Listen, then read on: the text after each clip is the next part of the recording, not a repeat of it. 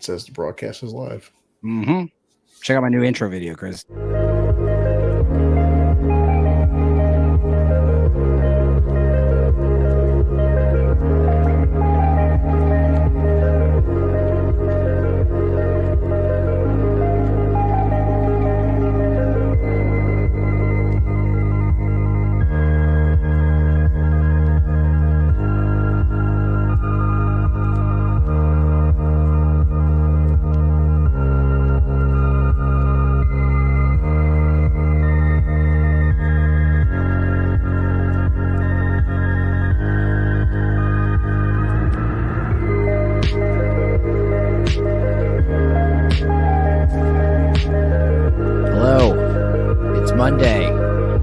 That means it's another episode of Tales from the Dorkside, hosted by me, yours truly, Stupenzo.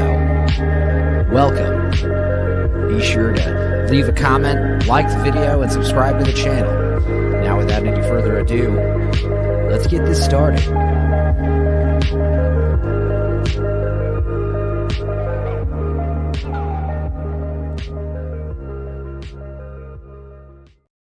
I feel like I need to remix that and make that volume not so loud. I feel like it's pretty loud. Technically, it's Tuesday now, right? I mean, yeah, it's not Monday. It's Tuesday. I know, exactly. we're late. We're running late. Details matter. I just drove in from Colorado I was on the road for 11 hours driving personally. Been there. I think, yeah, it was fun. I did take some a lot of caffeine, so I'm gonna be up for a while. And there was a lot of talk, like a lot of rumblings, like about this Yellow Jacket stream.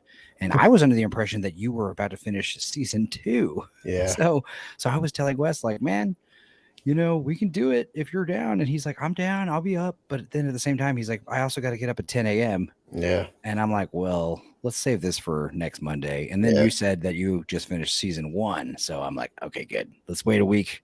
And we'll really dive into it for like 3 or 4 hours. I just kind of wanted to do like a quick little hour, 2 hour. Hey, what's up? I'm alive. Are you, Chris? You're alive? How's the new apartment?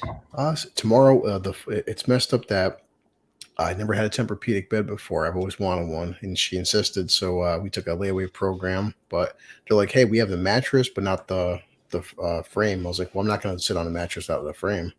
So yeah, and without getting too specific or personal, things are good at the house. Everything's cool. Yeah, for now. But sometimes the cliche of like lots of makeup sex is awesome. Lots of just like I'm paying for this. I'm buying that. We don't need to get all TMI, but yeah, it's good. Just say yes, everything's great. It's great. Yeah. I love you, honey. I'm buying you dinner tonight and tomorrow. Yeah, it really does. You guys. All right. Well, anyway, as far as like what else have you been watching this week and stuff? Well, I was gone. I'm gonna make a video tomorrow. I just got busy, but I took her to see the new J-Law movie, and surprisingly, because I had no expectations, I saw the trailer and I saw it, and I'm like, it was shockingly good. I mean, I had a good time. I'm not gonna lie. I was expecting it to be good because it is a Judd Apatow movie, right? He produced it at least. I think so. I gotta look it up. All these Judd Apatow dramedies. Yeah. Or the Judd Apatow style dramedy where it's like a comedy, but then all of a sudden it starts getting real serious, and then it goes on for like an extra 30 minutes, and then everything's wrapped up in a nice like little sentimental package. Yeah. But like these movies are like formulaic, but they are at least a different formula that we haven't really seen. But like, funny people, knocked up. What are the other ones? 40-Year-Old Virgin. It's honestly, it's the same thing. But even like I seen Jeremy Johns reviewed it. He said, guys, he's like, I had a good time. Some alcohol required, but he only did like a 3-minute video. But even Jeremy's like, hey, I enjoyed it. I had a good time. So look, I like Jennifer Lawrence. Okay, she's hot. She's funny. She's not super weird, and she allegedly probably played and sucked and had sex with Harvey Weinstein's curly pig penis. So that means I probably have a shot with her. If I, it means that she's the kind of woman that can put aside physical disgustingness and like swallow her pride and swallow that little pig penis and get her roles. I mean, I appreciate a woman with that kind of initiative.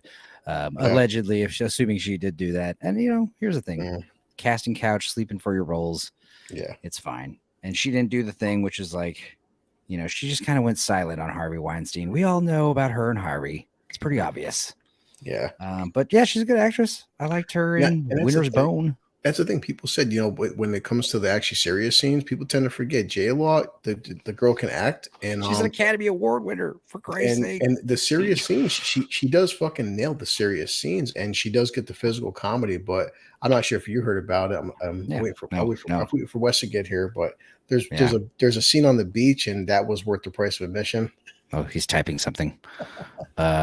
But yeah, I mean, yeah, her naked is always welcome. I mean, Yes, like I it said, is. she's hot. She was hot in you know, playing little Mystique in the X-Men prequels. Yeah. But she wasn't wearing she was wearing like a bodysuit, so she was Oh. kind of cheating, whereas like Rebecca Romaine was like butt ass naked, Oh getting yeah. makeup applied to her fucking skin, you Yeah. know. J-Law, Yeah. she kind of cheated and Oh, played a what was that? that's my phone. When? Oh, I thought Yeah. someone was playing a little xylophone. It's probably Wes. That's my new ringtone for the phone. It's like, Brian. Oh yeah, what did he say? I don't know what's going on. My laptop won't connect to the internet. Oh, I'm rebooting. Oh, it's okay. It's all good. We still love you, Wes, man. Don't worry. I want to hear Wes's take on it. No, it's like she the only suit she had was her birthday suit. So A bush, full frontal, everything. It's just like she does a full fight scene. shave.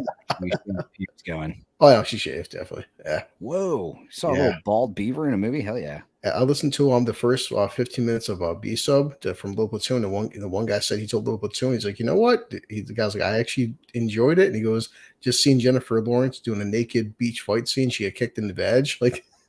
Well, just like Eastern Promises, you know, that naked fight. For naked fight Dude. scenes, they stay in your memory, you know. Yeah. Like, what's a better fight scene, this J-Law fight scene or Viggo Mortensen in Eastern Well, I Promises? mean, yeah, it's Viggo Mortensen, but Oh, okay. That'd be funny if you said the other one. I'd be like, I'm going to see this movie tomorrow. well, because hers is comedy though. It's like because she has for the comedy aspect. Yeah. Kicking in the crotch. A lot of crotch kickings. She does some WWE shit to people while she's naked, and it's like the whole theater was laughing their asses off. Like, so another funny update is before I left to Colorado, I mean, I had some shows to play, and I plan tomorrow to make a highlight reel of some video I took, and also maybe a highlight reel of the stream if there's anything funny that happens in here, which is doubtful because, you know, we're pretty boring. But I did do my like, I'm talking like this right now because, you know, like I said, we have a dog sitter. Our friend Cassie is so nice to help us. Like, she helped me dog sit by dog sitting for me while I went away for a week. But she's still here. She has work at like 6 a.m. So I'm trying to keep my voice down, but I sound so much cooler now, you know? Yeah. It's like you, Chris, like when you talk, man, like I love your voice. The microphone, yeah. So I did my stupid submarine thought video before I left. I made it in like 10 minutes at like 3 a.m, and then I hit the road at 6, and by 10 a.m. it had like 1,000 views. I was like, what the fuck? But then as soon as like they were announced that they were dead, nobody cared anymore. True. But the whole point is, I think the reason why I was successful is because A, I did some cool music and did some editing and recorded it on this microphone, but also B, I talked like this. I was like, hey, FYI, the submarine. If I was like my old usual stuff, like, hey guys, fucking yeah, submarines. I don't know. I feel like sometimes I could be a little grating. I'm going to try to do sexy voice all night. See how it goes. But yeah, I mean, we had fun in Colorado, man. It's like, you know, me and my guitar player had to drive all of our gear, and I didn't bring any of my drums really. I just brought like minimal gear. I usually have like a monster kit, you know, because like this band, we're a String Cheese Incident cover band, you know, String Cheese Incident. They have like 2 drummers. They got like an auxiliary drummer who plays like bongos and stuff, and a drum set player. So I usually just do both. But like, I didn't have my auxiliary, and I'm not joking, not 1, not 2, but 3 dudes come up to me and be like, dude, I play hand drums too, man. You need a hand drummer. And I was like, yeah, we don't need any more 6 members of the band. Jesus, there's already 5 of us. There used to be 6 for us, but then after we realized 5 is like the magic number, even though we're kind of technically missing a fiddle player. But yeah, went out there and just had a good time, played some shows, stayed in Kenny's basement. And that Thursday, we were up there when people were flying in, and we had already been here for like a whole day. Everybody except for me, they were going to baseball games and hanging out with birthday people and doing dinners and parties. And what did I do? Yeah. I stayed in that basement and rested and finished that fucking show, Yellow Jackets. And it's one of those things where I just had to like come in and now it's like now we have to talk about it Yeah. at some point because Wes made me watch 20 episodes of this shit. So it's like, let's do it. And I told him on this stream, I was like, look, we're going to stream at 2 a.m. Oh God, who's talking? Wes, please stand by. Technical difficulties. Your sexy voice is appealing. Thank you, Wes. I agree.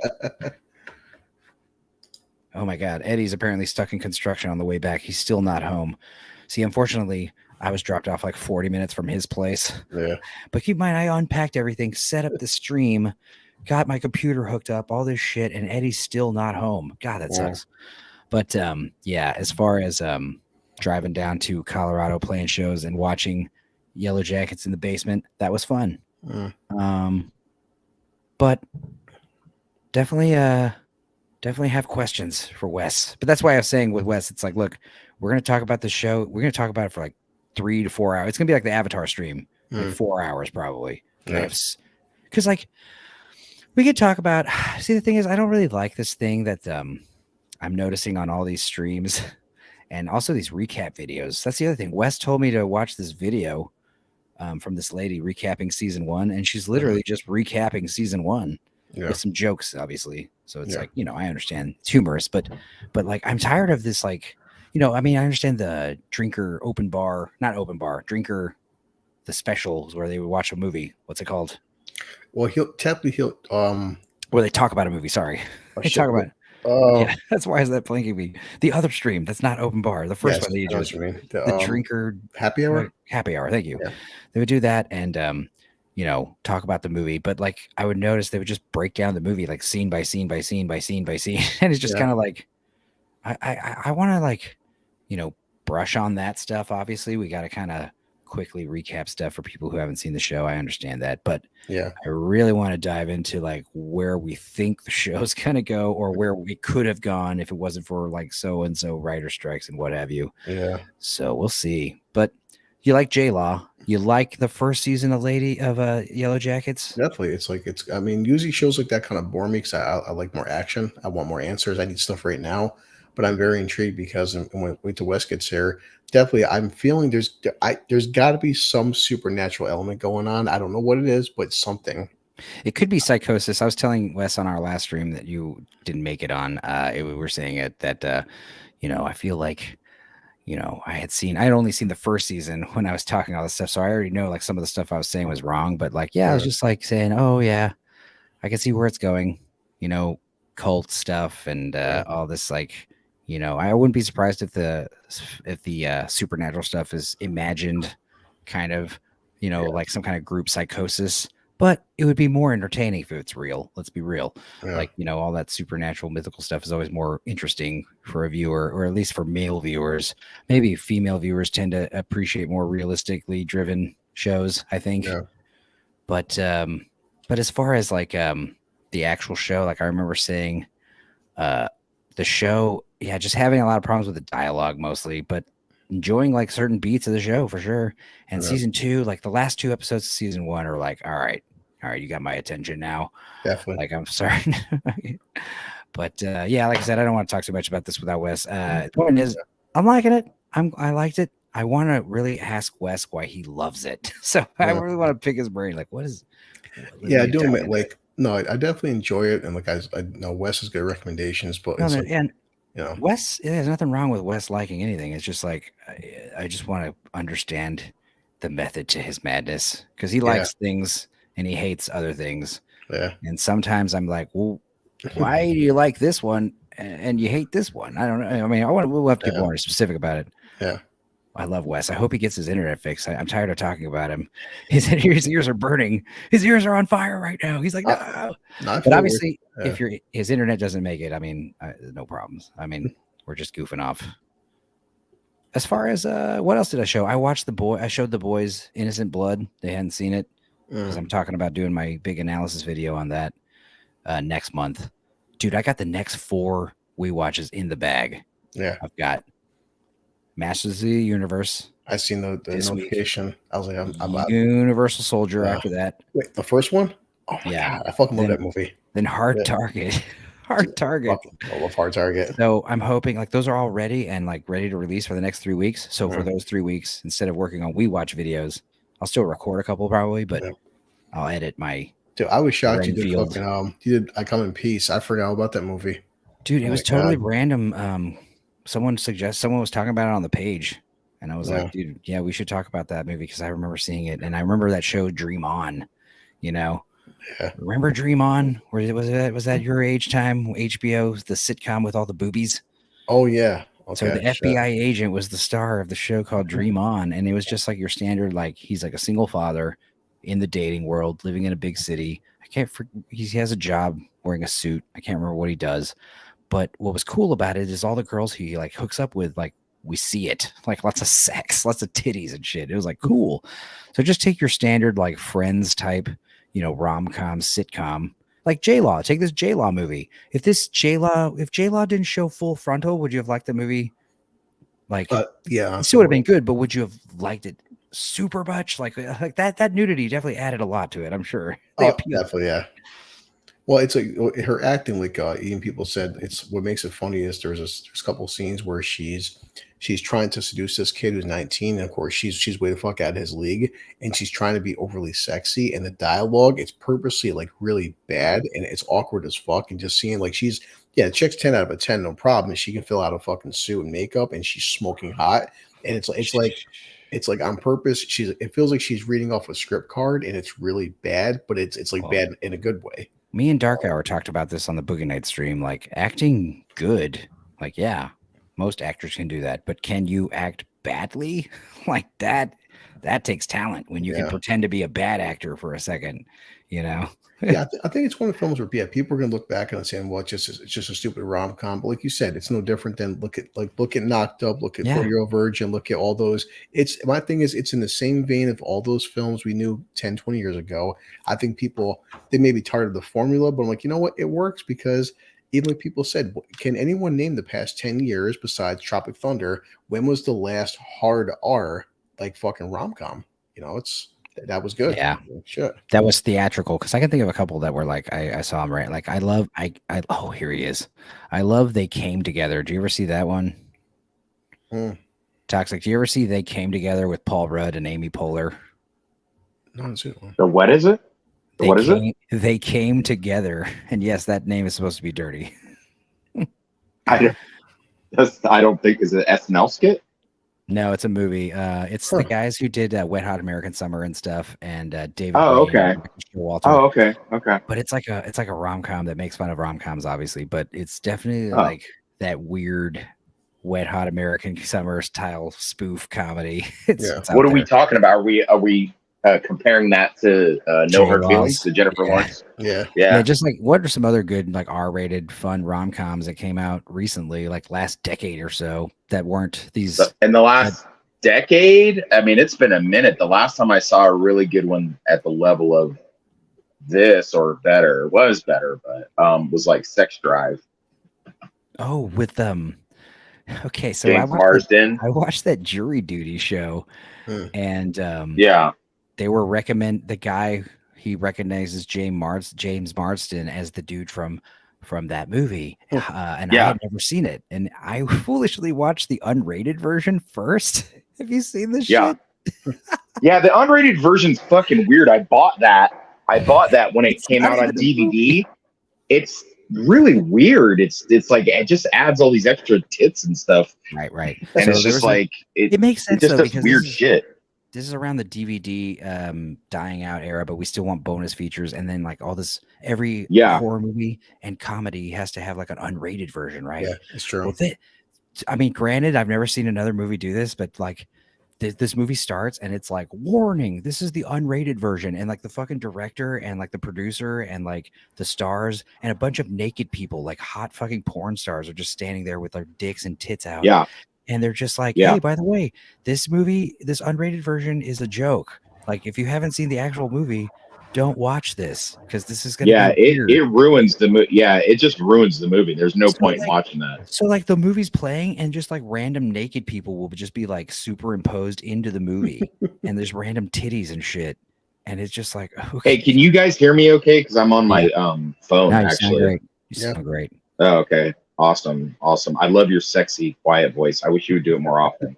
I will. I'm gonna start doing it because my submarine video got so You popular. could do so much phone sex with that voice. I love it.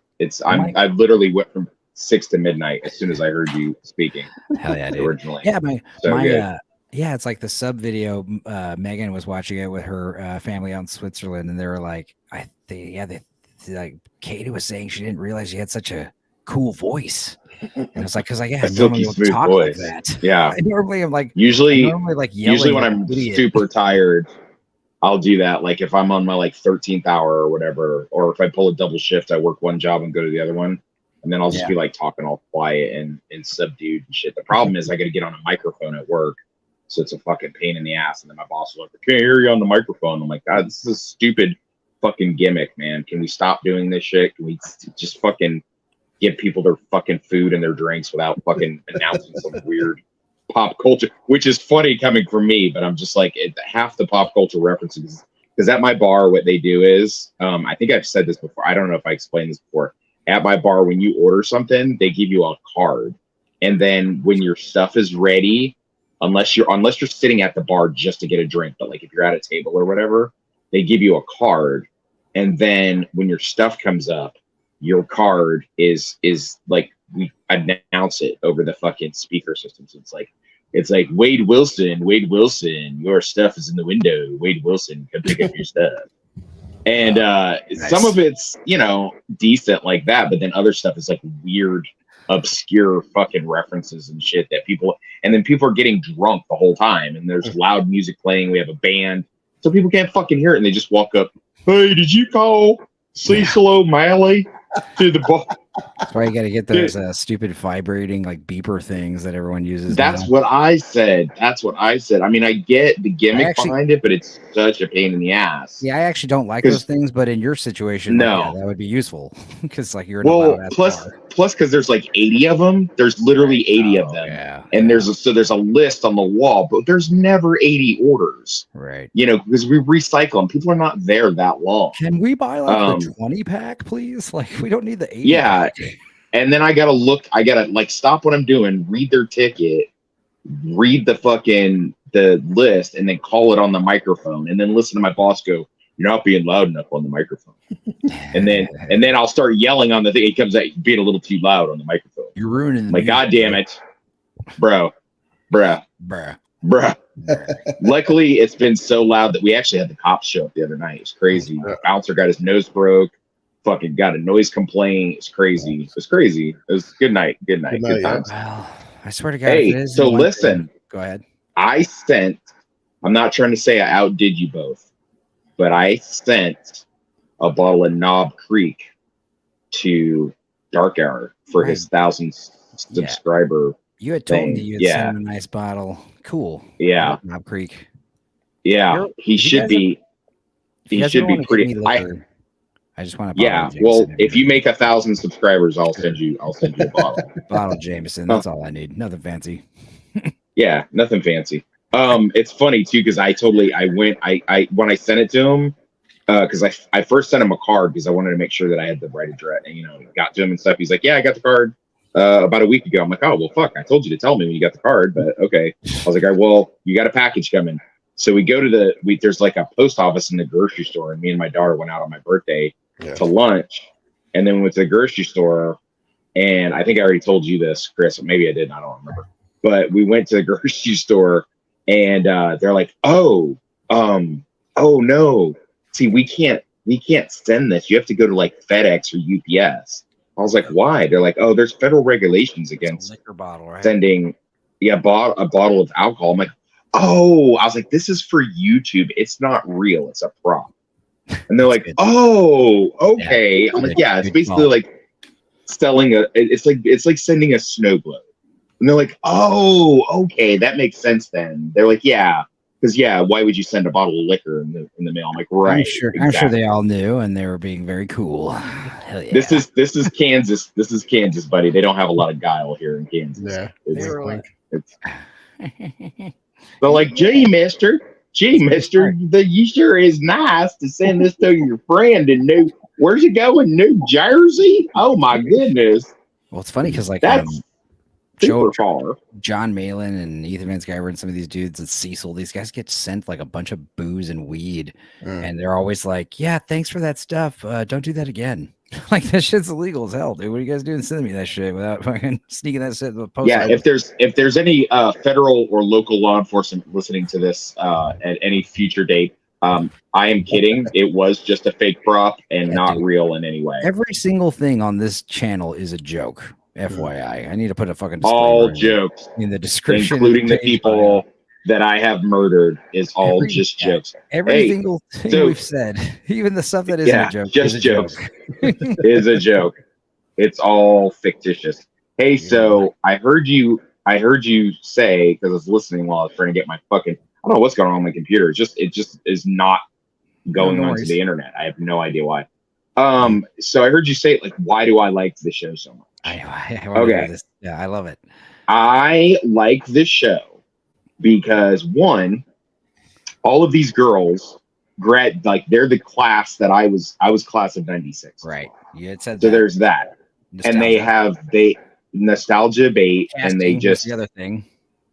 Casting was the hugest thing because all of the people match all of the adult versions of them. And I've been watching the adult versions of them since they were the age of the young versions. Yeah. So I've been watching them or even earlier, like in Juliette Lewis's case. Right. And then the younger ones are so good.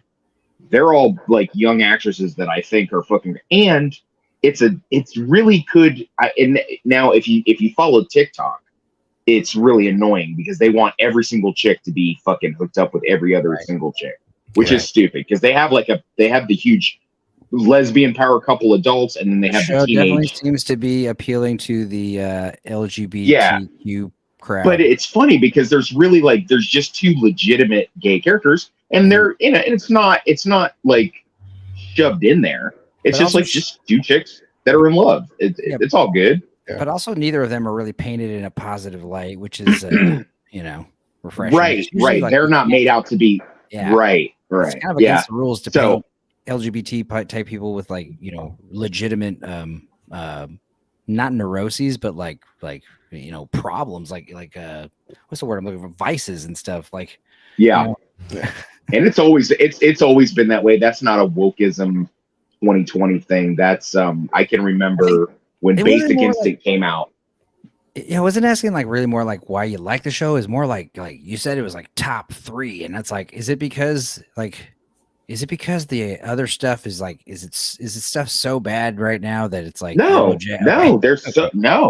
there's so much good stuff on right now, but Yellow Jackets is it's a mystery box show, which I don't like, but they give you enough information so that it's not why I'm excited super confusing, and it's not a thing that it's like, you know what I mean? Like they come up with a question and then they answer it, but then they just come up with another question, which I'm fine with. If they keep answering the shit, the big debate that's happening right now, where's it gonna go? No, well, there's always that in a mystery box show. The big debate is, and I heard you touch on this, is it supernatural or is it psychological? And the fandom base is split down the middle. I happen to know for a fact, 100%, I know exactly what's going on. All right, well, don't tell Chris because he hasn't watched second season yet. But I will ask one more thing about this show. Was what I gotta say was with the where it's gonna go thing. This is why I really want Chris to watch it, and this is really one of the most fun things I'm excited for about the stream, because obviously I want to break down what we've seen, but then I want the second half of the stream to be like, where do we think or want? Where would we like it to go? Because there's what it probably will do, and what it might do, and but it's like, what would I have it end on? You're like, oh man, I could think about it for a second, it's like, oh man, dude, it could go I'm gonna go off the walls. I know Wes is legitimately thinking about where he theorizes it is legitimately going. I'm gonna try to come up with the most ridiculous fucking outlandish way it could go. And then Chris, maybe you can meet us like somewhere in the middle with like where you think it might go. Yeah, I'm definitely more interested like with the past, because it's like, yeah, because you figured like the present. I just watched the season finale. It's like, here's the 4 Yellow Jackets at the 25-year anniversary. Okay, but in the past there's about 12 of them, so it's like, yeah. Yeah, and I do want to touch on one of the stream is like the out of order storytelling. Like there's that movie 21 Grams. You ever see that one? With Sean Penn and Benicio del Toro.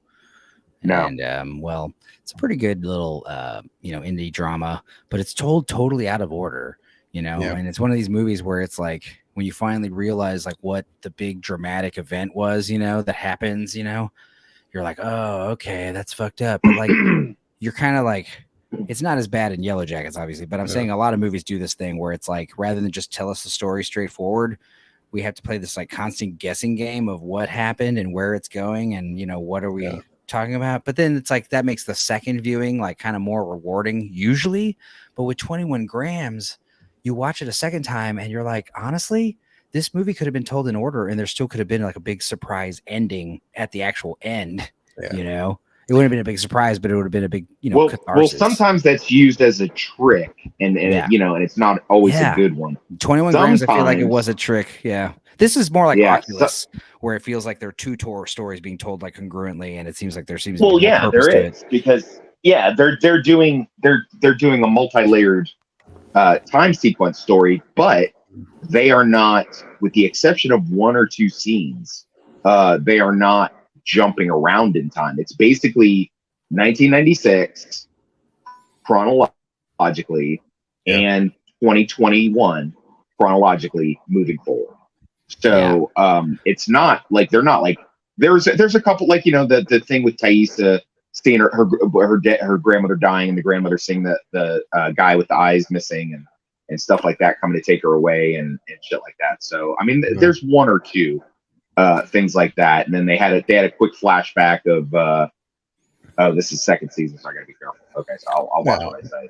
Yeah, right. I would like to see a fan edit where it's just like all the plane crash stuff, and then all the post present day stuff like separated in order. Like that'd be fun, just to kind of like skim through and see kind of just how differently it flows. Well, I heard you say that you didn't care for that video that I sent you guys. Well, it's not that I didn't care. She for does it. a pretty good job of that. She did a great job recapping, but I was definitely like,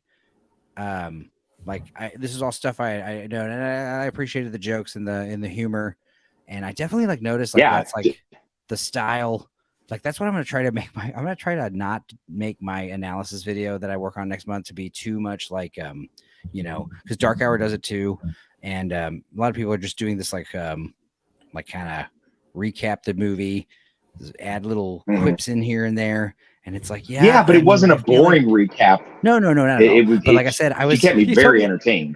No, right. If I hadn't seen season 1, then yes, I would have definitely needed to watch that movie. That was the thing. You said I need to watch that video, and I was like, okay, and I watched it, and I was just like, recap, gotcha. But yeah, the jokes were great, and I appreciate it. But that was kind of like, was I missing something in the video, or just recap the season, right? No, I mean, I don't think you're missing. I mean, I don't know. She didn't really, I don't know what you got like, I was kind of what I mean to say is I was expecting her to give some kind of like input, like critically, like what she was. No. What her thoughts? Most of her thoughts seem to be like lesbian couple. Hell yeah, this girl I got a crush on. This, Well, that's a lesbian channel. So I looked at her other videos. Yeah, and I was like all the LGBTQTA movies coming out, and I was like, cool. Yeah, lesbian. She's just one of those people that I can actually tolerate. And she's actually funny.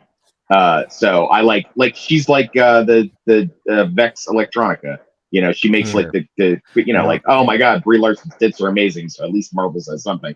Like that's the kind of shit that I want to hear. I want you to, like the shit that she did. I love her Rick and Morty thing where she puts in the one girl going, because it's like, and it turns out that Lottie takes medication. It turns out Lottie is running low on her medication, and the chick from Rick and Morty's like, like, so that was funny. The fucked up thing is like, I think what it is like my girlfriend Meg she is so fucking anything Vex or any of these ladies have said. I tell you, Meg has said way worse shit in my presence all the time. She's fucking hilarious. She has to like totally curb herself around the YouTube stuff. So like that's probably why when I watch the show, I was like, yeah, these are cute jokes, you know. But it's like, oh my god, the stuff Megan says, it's like cracks me up, dude. She's outrageous. I love her. Can't wait. She's coming back on Wednesday, by the way, from Switzerland. She's gone for a month. Just going off of season 1, Chris, what is do you think it's in their heads or do you think it's supernatural? Well, like just for example, like it's like with the plane. The second the plane sequence happened, I'm telling myself like I'm just like so constant wait for it, and she looks over it, and I'm just like it could be a mind trick, obviously, but like she looks over it and a fucking teddy bear just spontaneously combusts in fucking flames. Like, I mean, come on, like I just can't see it, and it does feel like there's something like okay, like for instance, there could be a mineral deposit in the water, but like why is it seems like there's something keeping them there for an extended period of time. Yeah, the seance, the whole seance thing could be psychological, but like I can't forget her name, the black girl, the older version. It's like her son. Ty. Her son is doing things that doesn't make any sense. There's no reason her fucking kid is painting these things. He's seen this fucking person in a tree. There's a lot of things that aren't adding up, and I'm telling myself that there's too many like the bear scene. How is the fucking chick? She's like she has a dream that they're not going to starve much longer. There's no way in fucking hell a 600-pound bear just lies down as you fucking stab it in the fucking neck. I was gonna say like everything is pretty much like either could be chalked up to group psychosis or superstitious like hypnosis type stuff, but except the bear. The bear is the one thing where I'm like, actually the bear is the one thing. The bear is the one thing in the first season. The bear is different. But first season, really was the one thing that was like really like, yeah, this might be supernatural. Because like, where did Lottie learn French? Oh yeah, that's but like I said, that's like I said, like psychosis or some kind of weird stuff like that. That's one of the first things that they'll ask in an exorcism is the patient speaking in a language that they could not possibly know or understand. That was in the Pope's Exorcist too, with Russell Crowe. Yeah. So how did Lottie learn French? See that? I mean, it's like one of those things where it's like, and did it not seem like supernatural? You can't probably explain that. You can explain it with a supernatural explanation, but the supernatural explanation for the bear thing seems more supernatural. If I could explain it that way, I don't know. Because speaking in strange tongues is something that always has been a thing, even if it is weird and crazy and quote unquote supernatural. But seeing a fucking bear like offer itself like that, I've never heard of that. Like that's insane. The bear literally like seppukus itself, basically like take my life. Or small things too. It's like remember the fucking deer. They open up the fucking deer and the deer's got maggots inside of it and stuff like that. Well, I've seen that happen. That's like here's the deal. There's supernatural shit happening, but they're also going crazy. Yeah. So that's a problem. So you know what I mean? Those two things are not mutually exclusive. They have in season 2, they've sort of pulled away from the supernatural element.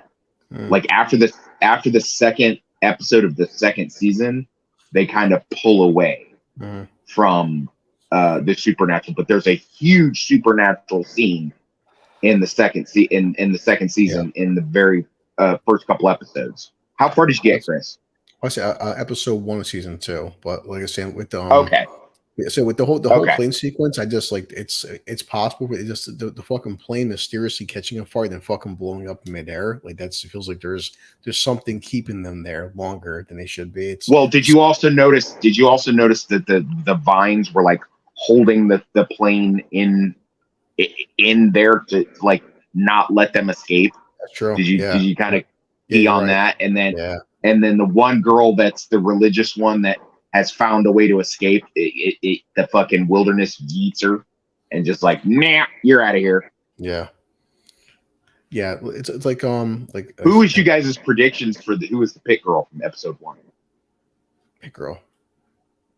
Yeah, I'm not following. In the very first episode of season 1, the very first scene, you see a girl who you don't see her face. Oh.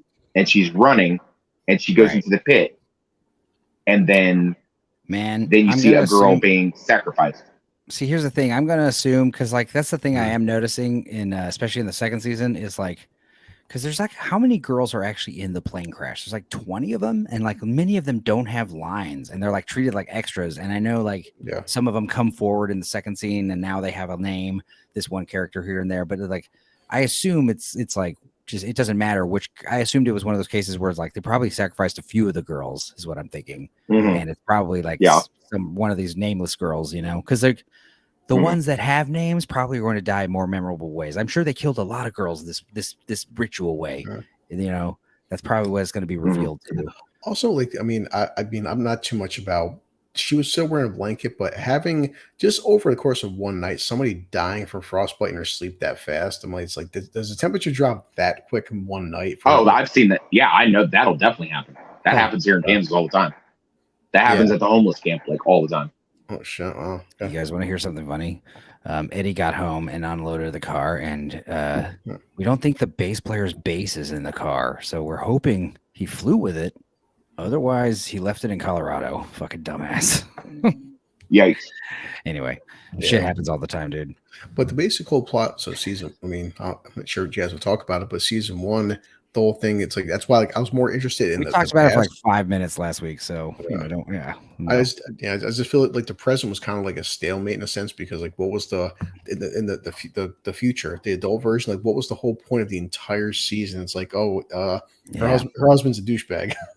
Yeah, see the past is the one that I feel like is building to something where it's like the present. It's like who knows where it's going, you know? Kinda. You think that after season 2? Well, no, not necessarily that, but it's just like compared to the past. Like I know the past has only a finite amount of time to cover. Like how many weeks were they there? The 19, and how many weeks have they been there so far? They said they said like the total was 8. Well, season 1 says 18 months they were out there for. So they were there for 18 months. Yeah. Oh, 18 months? Holy shit! I thought it was 18 weeks. No, it's 18 months. You want to know my theory on the pit girl? So neither of you guys have a guess on the pit girl? No. Enlighten us. Here's the thing. We are looking at an unreliable narration. I think I hate that the pit girl I think the pit girl is not the same one that they're bleeding out in the next scene because she has no wounds. She has no wounds on her. I think we're looking at 2 completely different scenes. Sure. And I think the reason why they're all in masks and we can't see who is who is because what we're looking at in that very opening scene is 2021. Oh, the present. I think they've gone back there, and I think they're adults, and I think they're going on another hunt. They're going to do another hunt in the winter. Yep. That's there you go. I totally buy it. Yeah. Like you said, Wes, I'm definitely, but it's it's definitely intriguing because I do want to see, like you said 2 weeks ago that it's confirmed for 5 seasons. Well, that was their goal. Now, the wrinkle in that is that the writer's strike has happened. So that may, they had lofty ambitions for Heroes and other shows and stuff like that too. Seriously, that's why I want us, all 3 of us, to pitch our own like where it goes kind of thing because the writers are striking, and it's just like let's all come up with our own stupid version of her or good version how we think the show should go. And take as long or as short as you'd like, kind of thing. One thing. Well, they're gonna have a bonus episode that bridges season 2 and 3. Right, and people were creaming their jeans about it. Seasons, right? Yeah. The plan was 5. I bet you they don't go more than 3 or 4. But you're sure there's going to be a 3rd season at least, right? They're filming. I'm not sure. No, I'm not sure of that. I know that there's. I know there's another episode that they've already filmed. I know that one episode to bridge the gap, and they were gonna play it after the season finale, just as like a bonus episode, and then now they're holding it until they get closer to season 3. So, for whatever that's worth. Well, my definitely season 1 and season 2. I mean, Christina Ricci, she's the standout, and it's not just because she's the hottest of the older women, but just like she's definitely like, I don't know if she's the strongest actor or if she just has like the strongest like actory part, like the part with like, all the fun stuff, you know, That's one because the thing. other girls are more reserved. I'll wait for Wes to talk about it, but like Juliette Lewis, her I didn't recognize at first because I was trying to match names to actresses, but like because her younger version is blonde and she's obviously brunette, and that's like that was throwing me off. But her teenage fucking self is just so she's got a fucking great rack, man. Like She's a beautiful girl. yeah, And you guys saw the Boogeyman. Now you both liked it, right? dude. She's in that. I fucking liked it. No, I haven't reviewed it because I've been so busy, but I surprisingly, because Wes said he's like Chris, he brought his daughter to see it, and I went to go see Boogeyman and half soul theater. People were fucking screaming. It was really good. I mean, What's funny is there's like 7 movies called Boogeyman. There's like Boogeyman, Boogeyman Yeah. 2, Boogeyman 3, then there's the Boogeyman, then there's this new The Boogeyman, and you're like, Jesus Christ, okay. I needed something that my pregnant daughter would not flip out on, and we could just go see and hang out and see stuff. And and then my daughter's obsessed with Yellow Jackets now. Dude. So her and her boyfriend went ahead and got Showtime, because after I gave her the season 1 DVD, she texted me at work. She goes, "Hey, my boyfriend has now got Showtime and we're watching season 2." I was like, "Oh wow!" So you guys want to hear something funny? Go ahead. The town I'm in, Texas, they got a high school. It's the Alvin Yellow Jackets. I'm not fucking joking. The football team. There's Yellow Jacket shit all over my town. So I'm gonna start asking some of the locals at karaoke if any of them have watched this show, and if they have, I'll be like, "Hey, next Monday, me and my drunk friends are gonna talk about it. Yeah, come on in." You think, Chris? You think you'd be able to catch up by then? Oh, definitely. Yeah, I'd say just because you got 9 episodes. I was so busy with moving and stuff and like just Ubering. Like I've been noticing, like I think Uber, it's like I'll do like 10 hours, and parties like it's just 2 more hours goes by. But taking English bastard. So glad you're here, man. Yeah. I just realized who this dude was. I was like, oh shit, you're North English bastard. He was like saying something to me on Facebook. I'm like, who are you? And he's like, I'm North English bastard. Who is it? I was like, oh my God, this guy's been like, yeah, dude, he's a big supporter of the stuff. Me, Dark Hour. Oh, is it? Nice. Yeah, Luke's in a group. Yeah, he's in Drinker. He's actually starting to do videos now, Wes. I watched Luke Longley. Yep. Luke Longley. We don't even fucking call. I was trying to call him by his handle here. Luke's been There's literally nobody watching this, Luke, so don't worry. Yeah, his videos are getting better. Yeah. Oh no, I definitely saw the first of the Indiana Jones ones. I saved them all in my playlist. That's the other thing is I was gone for 5 days, and the amount of fucking like videos that I fucking, because everything that comes out I just save it to a playlist to watch later. And like after a while the list becomes so huge, I'm like, Jesus Christ, dude, this is gonna take fucking 15 hours to watch all this shit. I did want to ask both you guys. I'm obviously Drinker fans. Did you watch today the Drinkers Indiana Jones video? Like it was great. Yeah, I did. Yeah. Every time Hannah's good about getting all his new stuff up, and I watched it. I mean, I'm not surprised. Are you guys surprised? I just like he said, I'm still shocked by how many people they don't understand the basic fucking math, and like the way Will. Well, that was the video he was just breaking down like what it takes to break even, right? Yeah. I saw that one. Right, 100%. Like everybody, and it's like anything. I'm going to see it just because I said I can't make a video unless I see it. But no, like by everything I've heard, I expect it to be a fucking total train wreck, but I have to see it. But no. What about the shit about like on the page that they're talking about like they're giving away free tickets if you have a fucking go to Applebee's? Is that true? Or there's like free tickets in this movie? Yeah. People are talking about like if you ask to go see it, like they'll let you go see it for free. Like that's how desperate they are. Wow. And then Flash, obviously the Flash is like fallen down so hard that now they're doing BOGO. Yeah. They're doing BOGO tickets for the Flash. Buy one, get one. Have you ever heard of that for a movie?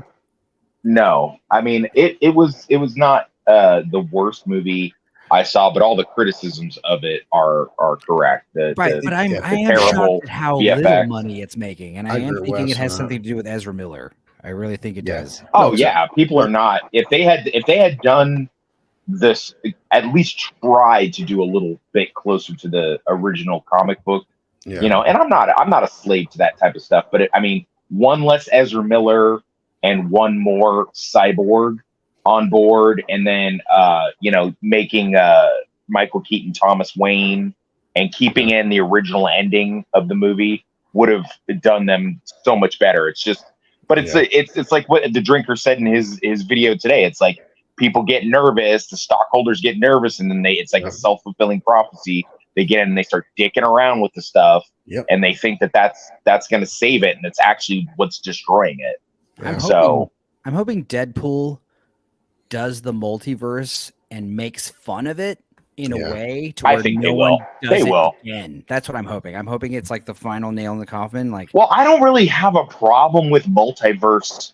I have a problem with the way they're doing the multiverse with like these right actors and acknowledging old movies. It's like now you're acknowledging Hollywood. Well, it's weird. Because you know what the problem is? All these people keep saying like, "Hey, we're sick and tired of multiverses." I'm like, no bullshit. Because this is what Spider-Man did $2 billion, and that was a multiverse movie, so it can be done right. Right. Well, here's the thing: if you were going to actually do like a multiverse in the Flash, like you'd see a bunch of different Batman, for instance. Like, but let's see Ben Affleck in the Adam West outfit.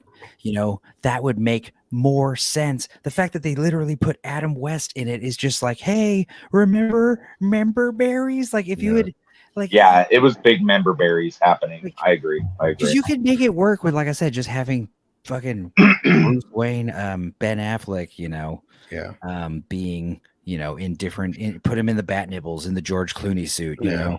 That's why I said, like, I mean, I get what people are upset for. I just like, because like it part of me, because everyone loves the whole fucking mythology about the fucking Nick Cage movie that never got made, and just seeing 10 seconds of it was just I mean, come on, the CG was fucking terrible, but just like the fact that there was a version out there, like there's a alternate version of our world that the Nick Cage movie got made, and it was awesome. Like, but see, that's a commentary about movies, you know, like you know, because like earlier they're talking about how like Eric Stoltz is in the Back to the Future movies. So like if they had said like, oh, also there's Superman movies, and instead of Christopher Reeves, it's Nicolas Cage. Like that the same effect.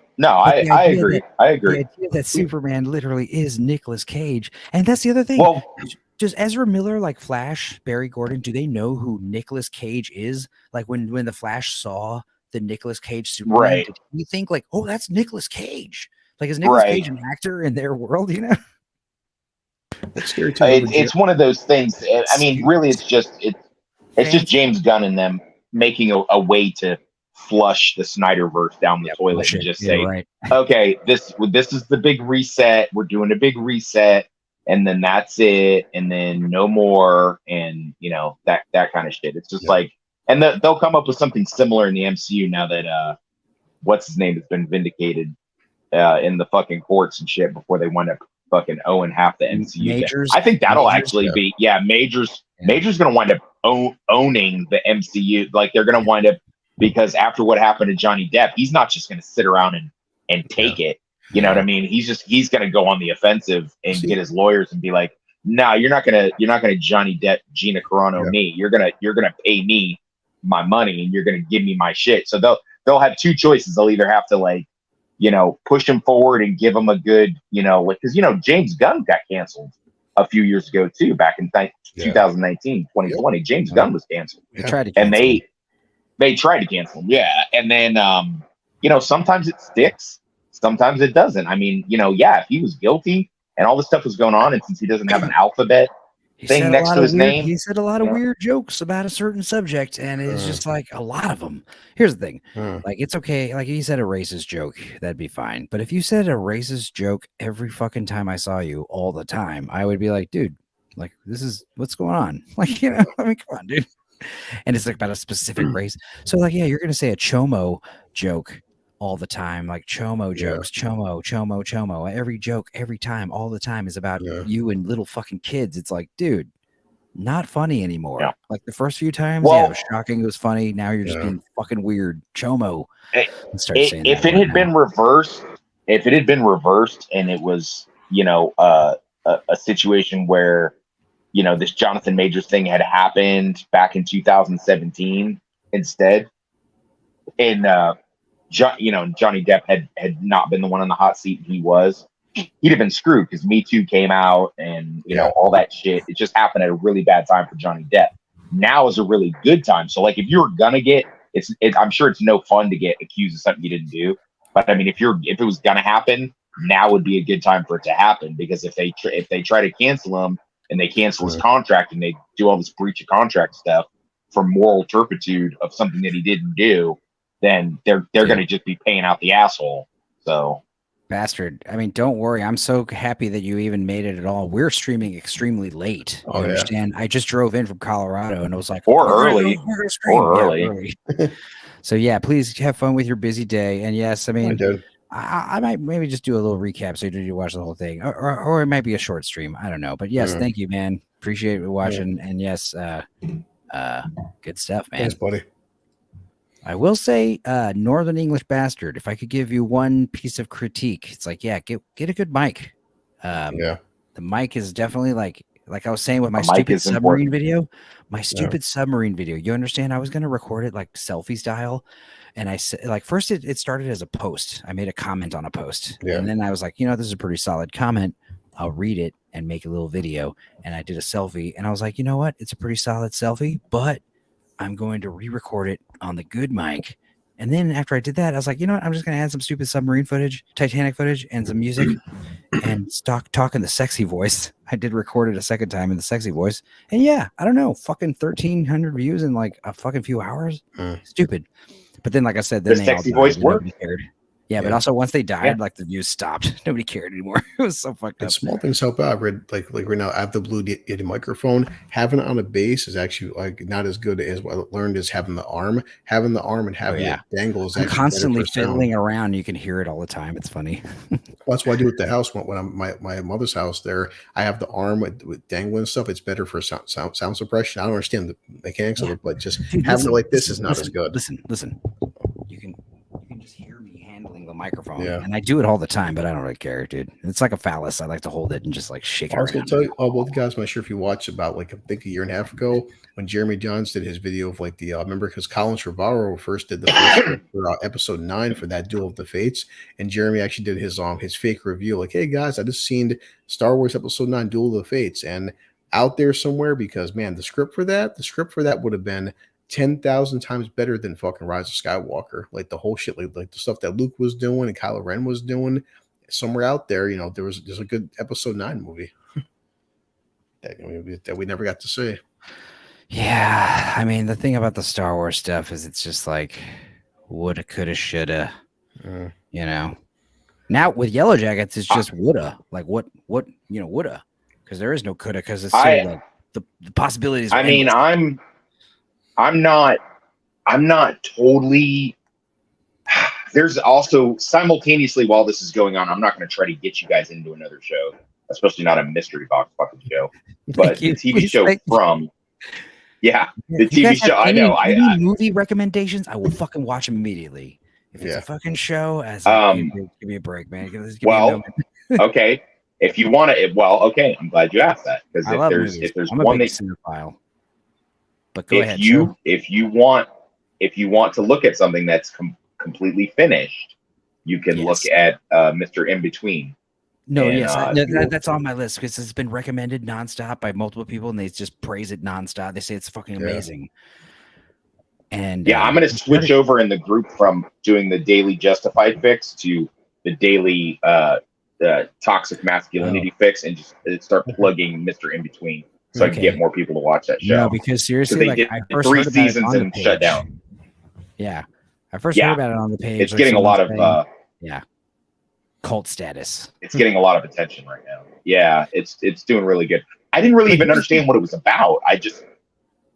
I don't want to know either. I don't know anything. I just know it's about a hitman or something. I don't really know. Yeah, kind of. I mean, yeah, he's in Australia and he works at a bar as a bouncer, as head of security, and they just kind of randomly give him assignments. Sometimes it's hitman related stuff, and then sometimes it's like a shady criminal bar. Shit. I mean, it's a shady criminal bar, for sure. Bars I mean, it's a strip club. Mobsters or something. Cool. I'll see, guys, it's actually owned by a guy. Chris has got to go. You got to go. Oh no. Oh, I thought you were about to bounce out. No, I was just gonna say when you guys done speaking of new shows, you seen West dipped out? Shut. Oh no, he didn't. I didn't see him anymore. That's why. Okay, well he's gonna come back in. Anyway, what were you gonna say, Chris? No, sorry. I was gonna ask you and Wes mentioned new shows. My question of the day was showing the trailer for Witcher, this is the final time we get to see Henry Cavill be Geralt, and Yeah, I mean, I remember someone talking about how, like, is that other season with what's his name? Fucking it's Thor's brother. it's a Liam Hemsworth. Is that even gonna happen? You know, like, you know, at this No. point, like, That's why I said, you know what? cares? My thing is, I've already watched the first 2 seasons, and I love Henry Cavill. So, and of course, the trailer, Geralt's doing some fucking sick ass sword fighting. He's putting Yeah. his magic down. It looks good. Do I expect Oh. it to be good? No, because he quit for a reason. But I Very still want to watch it because I want to see how Henry Cavill says goodbye. Hello? Yo, Oh, sorry. I accidentally hit the back button on my phone it's all good. while I'm trying to dick with the computer, and I thought you were popped out of the "Chris is studio. leaving. Fucking out of here. You know, just joking. No, simultaneously, what's his name is talking to me from the group, because he's also in England. Luke. No. The dude that's the moderator. All right. The one that was the contest winner. Of course. Josh. Jose. Yeah, Josh. Why do you call him? Say not Jose. Why would you say that? Another J? I was one letter off. All right, an E or an H. Okay, so all right. Yeah, sure, okay. Jose or Josh, those are actually close names, believe it or not. Yeah, they both start with J, so yeah, totally fine. Yeah. JOS. They both start with JOS. Yeah, they both start with JOS. Yep. You know what? You were right, and I was wrong. I'm one letter off. But Josh. But yeah, he was messaging about I guess their day is starting over there now, so he was messaging me about he's like, hey, what do you guys like to listen to with music? And I hit the back button trying to answer him, and I accidentally popped out of the studio for a second. But yeah, man, I just I think I'll let you answer him when you next time you get on the new artists chat. I like are washed out always. I think he just likes to know what. I think he was just wondering what we were all. He probably saw our little blue active buttons on as he's, because they're starting their day over there now across the pond. So he probably saw our blue active buttons. I love giving music recommendations. But well, I listen to a lot of when you are so inclined, you can throw in a comment and answer that if you so wish. But yeah, man, I think I'm encouraged by the fact that they saw the writing on the wall, no pun intended, with Yellow Jackets, and they knew that something was going down. So they had that 10th, 11th episode, whatever, that reserve episode ready to go, and like kept it to the side for season 2 so that they could kind of like, obviously from a marketing standpoint, they probably just wanted people to keep their Showtime subscription, but I was like, haha, I'm not keeping my Showtime subscription. I'll figure out something else. Keep it a few months so no one cancels, or whatever. That seems shady. Right. So, but yeah, I'm glad that they did that. But unlike the other show that's running now at the same time, that's also a mystery box show that I found at the same time called From. That show never answers shit. It just gets more and more convoluted and more questions, and I'm just really aggravated with it. I like the acting in it. It's not really spoil it for me. It's a show. Different people that are on road trips, like see how you just came from Colorado coming back to Texas, right? Okay. Like people on road trips somewhere doesn't matter where they're coming from. A tree falls in the road and they get detoured into a town that they can't escape from. Doesn't matter where you drive, you can't get out of the town. And then at night, these people who are creepy as fuck looking, who don't run, they just walk right up to you. They'll rip you into pieces. Jeez. And unless you have a talisman on your what's up? No, from my girlfriend's mother's side. It's like, Chris, this show on Amazon called From. I was like, we watched episode 1. I was like, what the fuck is this show? Holy shit! Yeah. I watched episode 1. Like, this show is really good. Yeah, I just watched. It's really good, but it doesn't answer any questions. It just with the exception of a couple little things, like you get to find out where the talismans come from that they use to protect themselves and stuff like that. But it's just more and more questions that gets deeper and deeper. Whereas I feel like Yellow Jackets, they actually like answer a lot of shit. Plus Yellow Jackets, they accidentally gave away unless it's a really clever way to distract. They accidentally gave away the ending of Yellow Jackets a few months ago, and they didn't mean to. And I figured it out. Well, let's still talk about that, I guess, like once Chris is caught up, but Jesus. All right. Yeah, I mentioned her. You're serious? That's funny. Well, I know Wes posted in the group. I asked both you guys as Arnold fans. I know, Wes, you hated the True Lies show. Now, I mean, I'm still looking at the stats. Yeah. Fubar is doing surprisingly well. I watched the entire season. I think Fubar is fucking hilarious. People get Is it on Netflix? Yes, and people are calling it fucking woke. I'm not watching. I'm not like, watching it. I'm like, I don't feel like it's woke because it's like Arnold. It's like he's got a daughter, but we've been through this. Just because his daughter can kick ass, and she's still not as good as her father. And it's Now, like I like don't really Yeah. I don't like Netflix either. But you're like boycott it, or you're just over. I boycott. Yeah, I boycott Netflix. Yeah, Netflix and Disney. I boycott. I gotta admit though. Why you boycott? We know why you boycott Disney. Why do you boycott Netflix? Cuties and the whole making you plug it into your router so you can't share the password. Yeah, the new password thing. I got you. That makes sense. Yeah. I mean, I don't really care. I don't like Netflix either. Which, it sucks because I do want to see Extraction 2. Got really good reviews. Well, I want to talk about that. But I loved it, man. I can get the DVD. Yeah. That's just one movie. It's not like they got now. I might be singing a different tune when the last season of Cobra Kai comes out. But with the writer's strike, that ain't happening anytime soon. So Netflix don't really have nothing. I'm paying $2 a month for Hulu, so I'm fine with that. Yeah. And I've been finding there's so much shit to watch on Hulu that I'm good, man.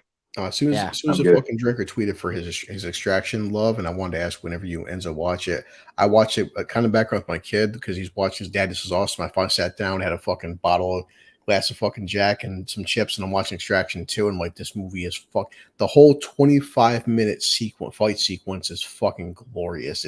It's really good. Like, that's why I do want to see, because every time we watch a military movie, Wes, your fucking recommendation, like, dude, like one part, I mean, not spoilers, but like Hemsworth has an LMG, and it's fucking, oh my god, yeah, just seeing him hold the LMG, mowing down shit, man.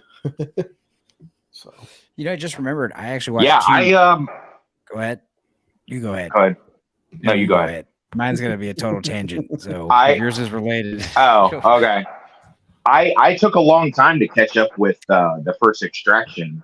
And when I finally saw it, I was pretty surprised. I did not see it on Netflix. Somebody had actually got the DVD, and they were playing it at the place where I do my veterans meeting and stuff like that. The first one was we watched it there.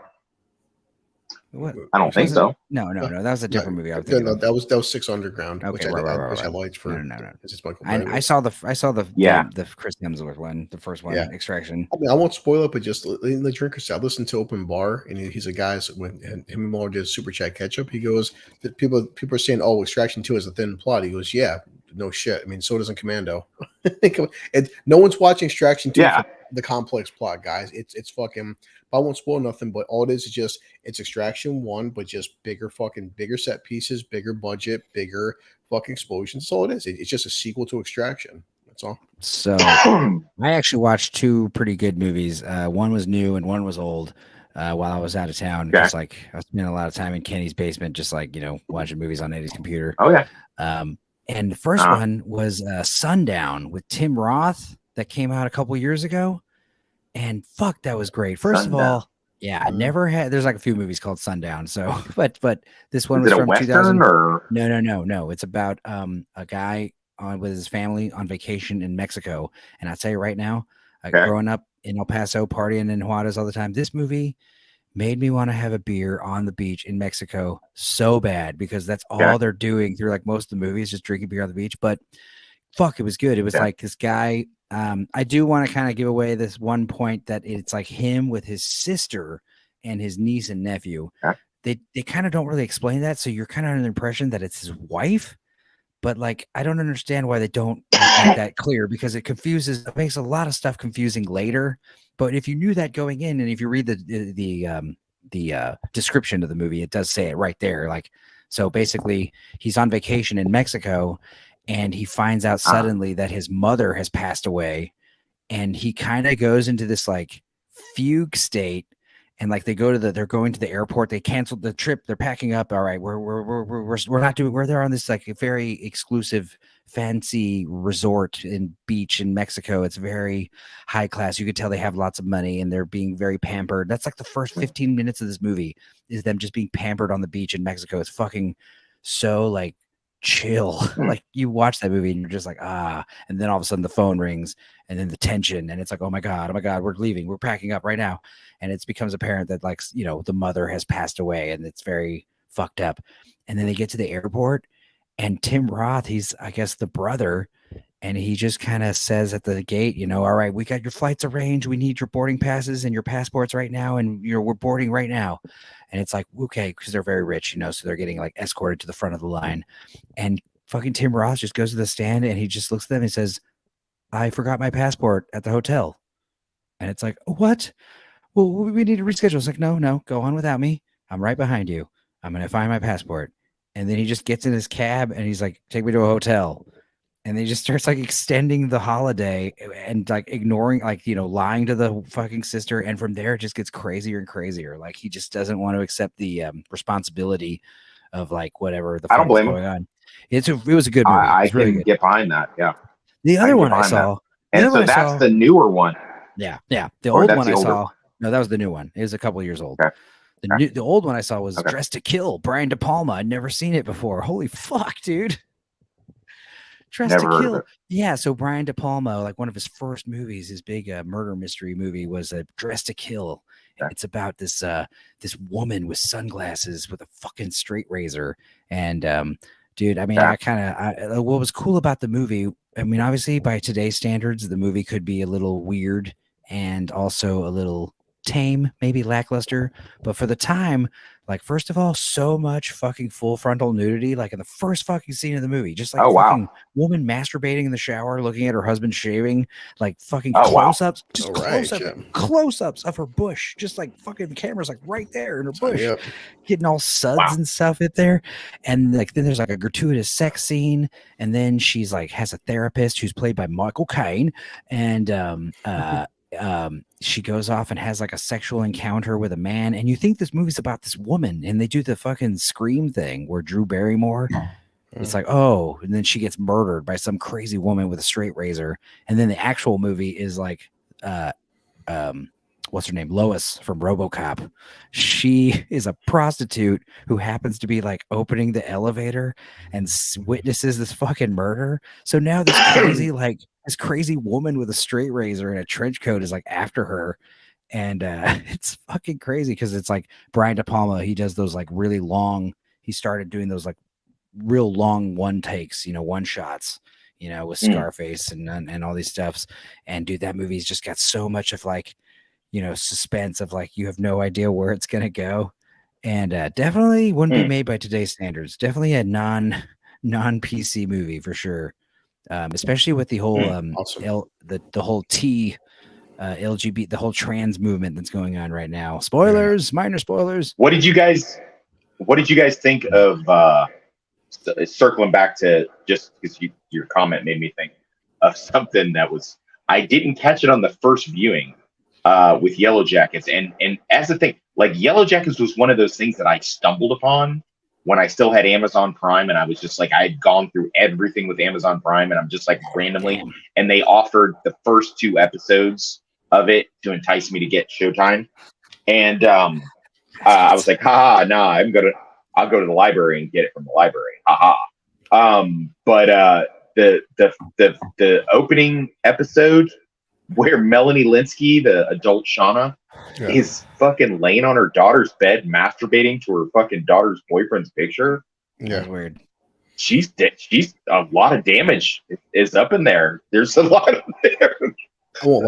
Like she is just. I thought those are pictures really of her younger husband, but that's what I thought. But after watching that video that I sent you guys, where she's like, she makes a comment about it. She's like, yeah, she is a sociopath that likes to kill animals and masturbate to her daughter's boyfriend in her daughter's bed. I finished on Peacock about 3 weeks ago. Fuck 2.5 Men, and just in 2.5 Men, she was sexy as fucking 2.5 Men. She's The past 5 years. Yeah, it's always weird because I never think of her as the chick from 2.5 Men. Melanie I always Linsky? think of her. Rose was sexy in 2.5 Yeah. Men. The past 5 years have not been kind to her. You're talking about Melanie Linsky. Go ahead and Yeah. just YouTube 2.5 Men. She is sexy as fucking 2.5 Men. No, yeah, I always thought she was related to the Cusacks, Joan and John Cusack, but she. Yeah, I didn't know she was from New Zealand until the last couple years. Me and Wes were talking about. I used to watch. Creatures. Yeah. Chris, I used to watch The Creatures? Shield. Yes. Dude, yeah, that's a good one. Oh yeah, The Shield. I used to watch The Shield, and she had a two-parter that were like really far spaced apart, where that detective that was always trying to catch Dutch boy, that was always trying to catch serial killers. Yep. He thought he was catching a serial killer, and it turns out Melanie Linsky wasn't. He thought she was the victim, and he's like, "Well, I'm gonna psychologically manipulate her to give me the information about this guy." And then her big epic line was, she's like, at the end when he realizes she was the one doing the killings the whole time, and she's like, "Sorry, Daddy." I can tell you, with both you guys, I could watch the entire fucking series of The Shield with you too. I love The Shield. But Michael Chiklis, that's when for Walton Goggins, the world got to Walton Goggins. That fucking show before he that brought the world Walton Goggins. Yeah, it sure did. Yeah. It sure did. Yeah. Eventually, I'll review The Shield, but not like because like Wes. Every time Wes fucking does his Justified shit, I'm so pissed off. Like if I could just quit my job and just review shit, like I want to do Justified so bad, but like you guys know what it's like to watch an entire season of a show. It's Drinker said that. Drinker's like, hey, on his last open bar, hey Drinker, why don't you review X, Y, and Z? He goes, guys, he's like, TV shows they take 10 hours just to watch it, not just watching it. Then it's me taking so much time to break it down. It's like these things take time for people that are busy, but not Justified. I could fucking if I could take a week off just work and just watch Justified only for an entire week, I'd love to. It's fucking awesome. But there's a YouTube channel I follow called Slipmaker, and he does like full series reviews after a series over. He does like a full series review, and he's done some really good ones. He has not done Justified. I'm hoping that he does, but he's done like iZombie and The Americans and Better Call Saul, Game of Thrones, like that. Like he does Chuck. He does a lot of those, and he's really good at. But yeah, they're like it's like it's like when he has a new video on, it's usually days when I have like 3 or 4 hours to invest into listening to, because it goes on and on. No. That's why for quite a while, but he's pretty good at it. Well, people hit things like TikTok, for example. I don't use it too often, but like say something TikTok pops up, I was like, hey, and it shows like the final scene between fucking Raylan Givens and freaking what's his oh shit, that was what's Walton Goggins' name there? Wes? His character name? Yeah. Shield. His character name? Yeah, Shane Vendrell. Yeah, but it's like the final scene between Timothy Oliphant and Walton Goggins. It was like Walton Goggins. I watched a TikTok video. And on Justified. Yeah, I thought you meant on The Shield. But no, on Justified. Yeah, but like I watched TikTok videos. Just their final scene between these two characters. The comments section. You're reading the comments. Like it is masterclass acting, man. Between those fucking two, it's like some people would say that that's like the best scene in the entire series was the final scene between Waylon and Boyd there. Holy shit, man. Yeah. Nice. Is it one of those scenes that's like not going to make sense if you watch it out of context? You have to watch the entire series. Yeah, right. Exactly. You got to watch the show. You haven't watched Justified? See, the eggplant scene in True Romance with Chris Walken and Dennis Hopper, you could show that scene to someone without them seeing the movie, and they'll be like, "What is this movie? I need to watch this movie." What is that's cool. Yeah. But that scene's almost like a vignette, you know? For sure. It's like its own story. It's cool. It's amazing too. I mean, that's a math. Yeah. Go ahead. Well, no, it's just we always laugh about Russ and Dark Hour and our prison jokes, but Wes knows us as being in jail. People tend to forget, like Justified. I watched the entire first season in jail, and how many guys in jail were watching Justified, Sons of Anarchy, even 24 on Monday nights. People were saying, fuck Monday Night Football. You had fucking 40, 50 guys in the TV room all watching Jack Bauer. It's like shit. Yeah. We had to trade. We had to trade in order to get Sons of Anarchy on the TV.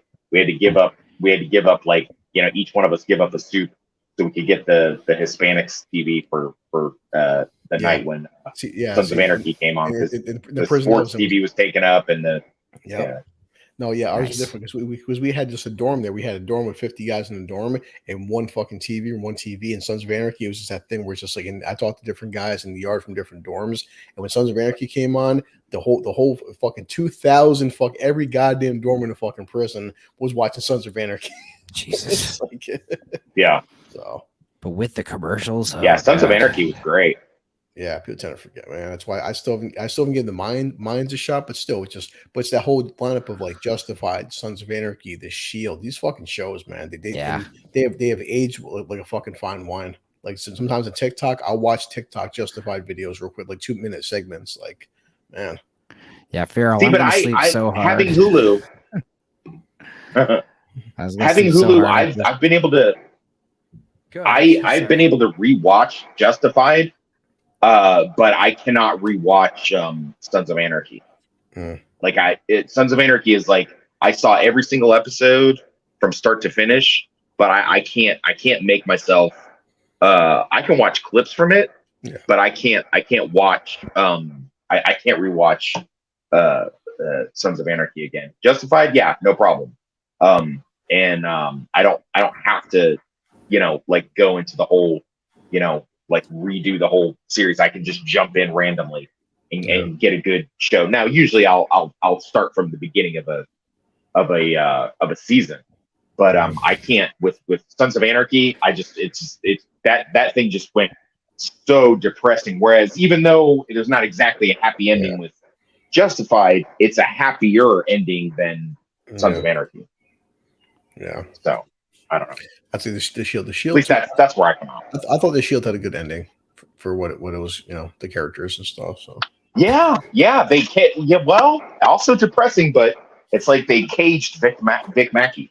They figured out a way to put Vic Mackey in a cage, which was interesting. Nobody puts Vic Mackey in a cage in the corner. You breaking some ice up there, Toxic?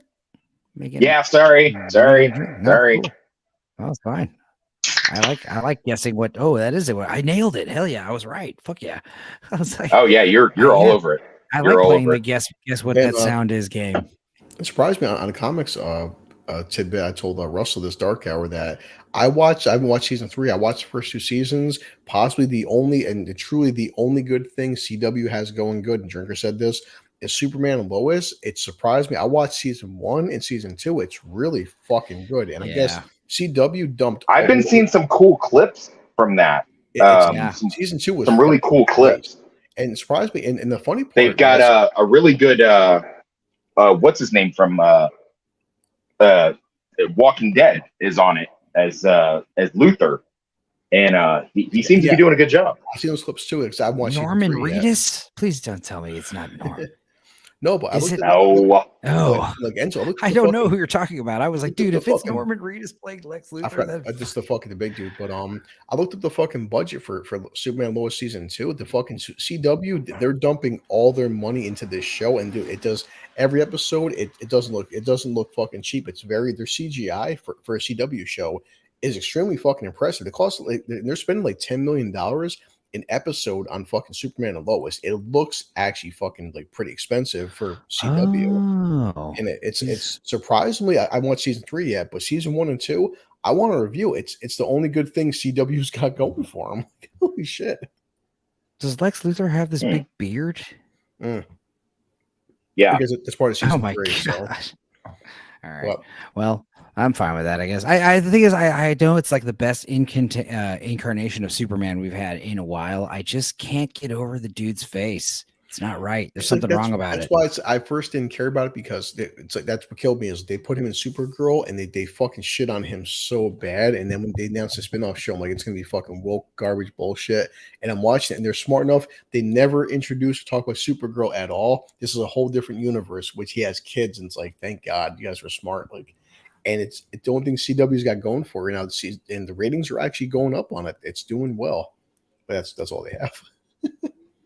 Dude, you know who Superman? Do you guys remember that? Go ahead. Go ahead. I'm pulling up a picture. Go ahead. You guys remember that You always tell me go ahead, and then you start talking as soon as I start talking again.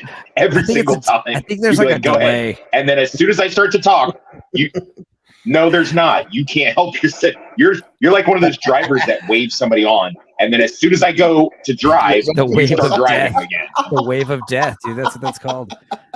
No, that's when I wave someone in, and then like they walk, and then someone else drives over them because I waved them. That's the wave of death. It's like, oh shit, sorry. Yeah. Anyway, I'm thinking sorry. Go ahead, Wes. Wes died out again. He pressed the back button. I'm just mentioning, like, trying to stay up to date, Enzo, with that, because this is kind of like a news article. I'm going to show you we're something. Doing.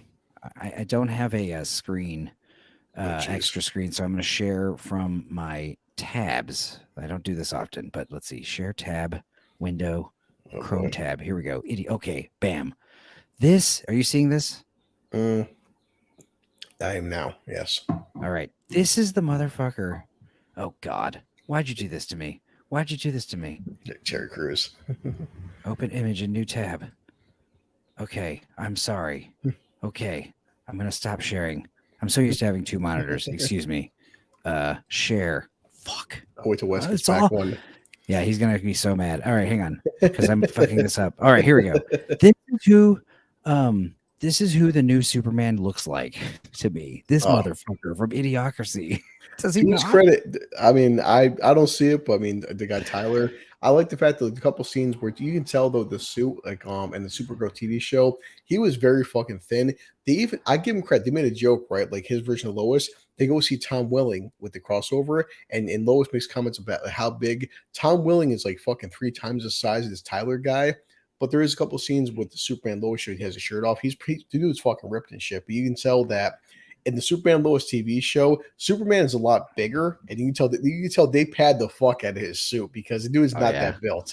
But I don't mind it because it keeps the character. Also, it makes Clark Kent, because when Clark Kent walks around looking so fucking jacked, it's kind of distracting. That's honestly a good fucking point. I never thought about that. Yeah.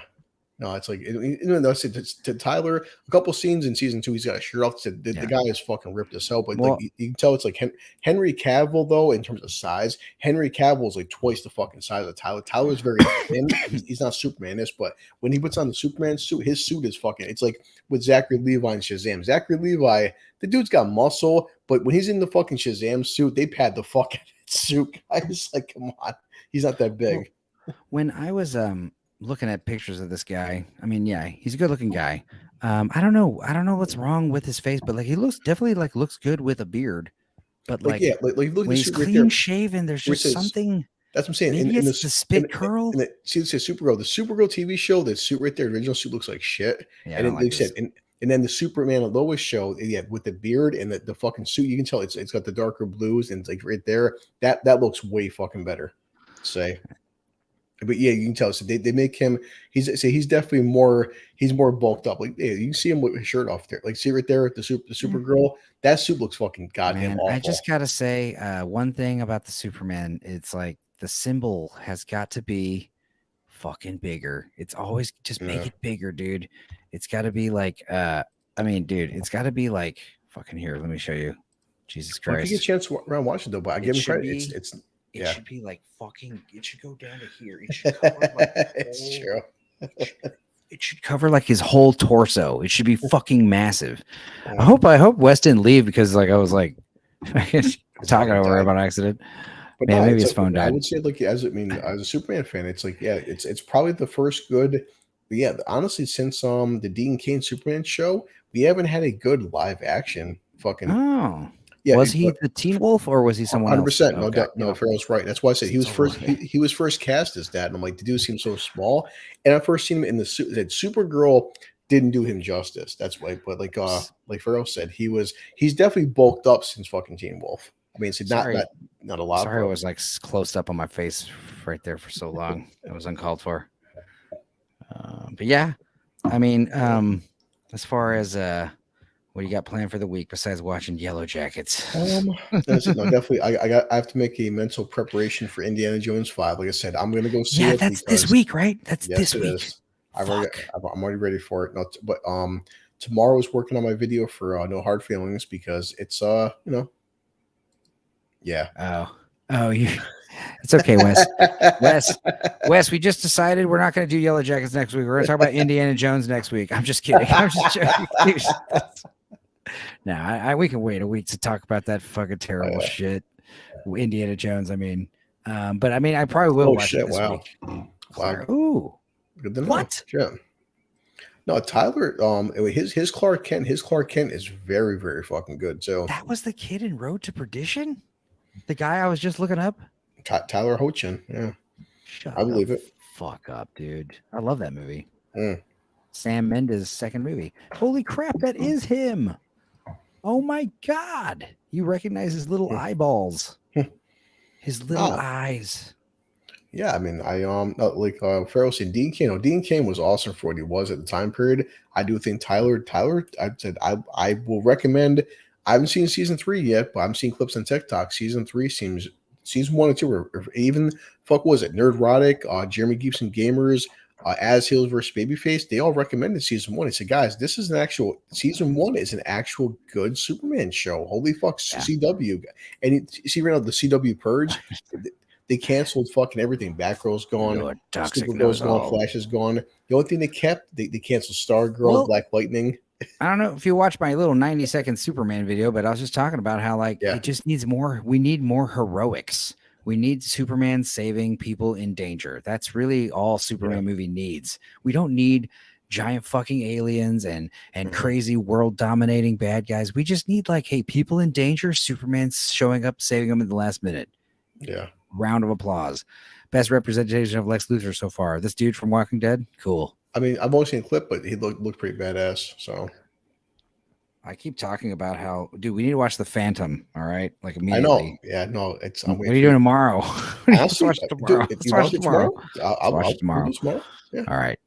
But yes, Billy Zane. I keep talking about how I want him to be Billy's Lex Luthor, and the more I think about it, dude, that would. I want more Batman fucking up Superman. Yeah, sure. I mean, kryptonite bullet with some kind of kryptonite dampening distraction thing. I don't know. I'm sure there's a way to kill Superman. Here's the thing: Superman versus Batman.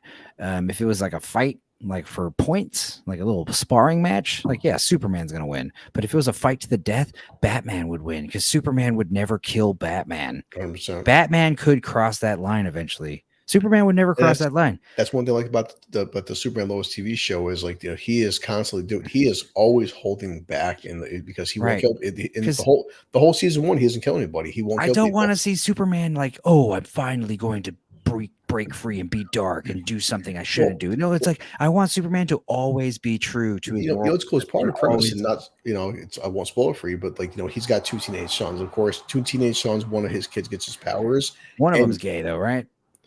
No, surprise me. Okay. That's cool.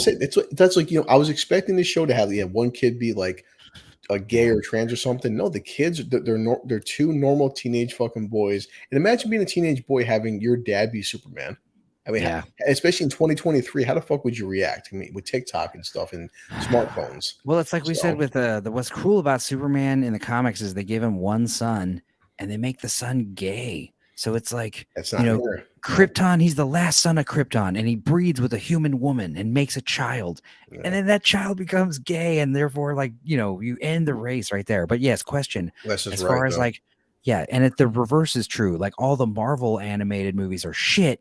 And at least the first. Everyone I know for the past 5 years, Wes has been saying that, especially fucking Batman, Assault on Arkham. Holy fuck, I love that movie. How did Superman get pregnant? I don't know. I like Kingdom Come because Superman and Wonder Woman always seemed like a good couple. But yeah, Lois Lane, I don't know. Yeah. His sperm came out at a reasonable speed, I guess. I mean, that's why I would say 2 weeks ago, my buddy. We watched Hancock, man. We watched Hancock, the unrated version. That's one of the best. The scene they cut out of theaters. Remember? Yeah. Well, okay. So I'm if I were to make more than one graphic novel, definitely one of the bigger stories I would like to tell down the line would be a big superhero story, but not really a superhuman story. But trying to explain how Superman's powers work. I would think that the way Superman does all the shit he does is basically it's he has some kind of master control over gravity.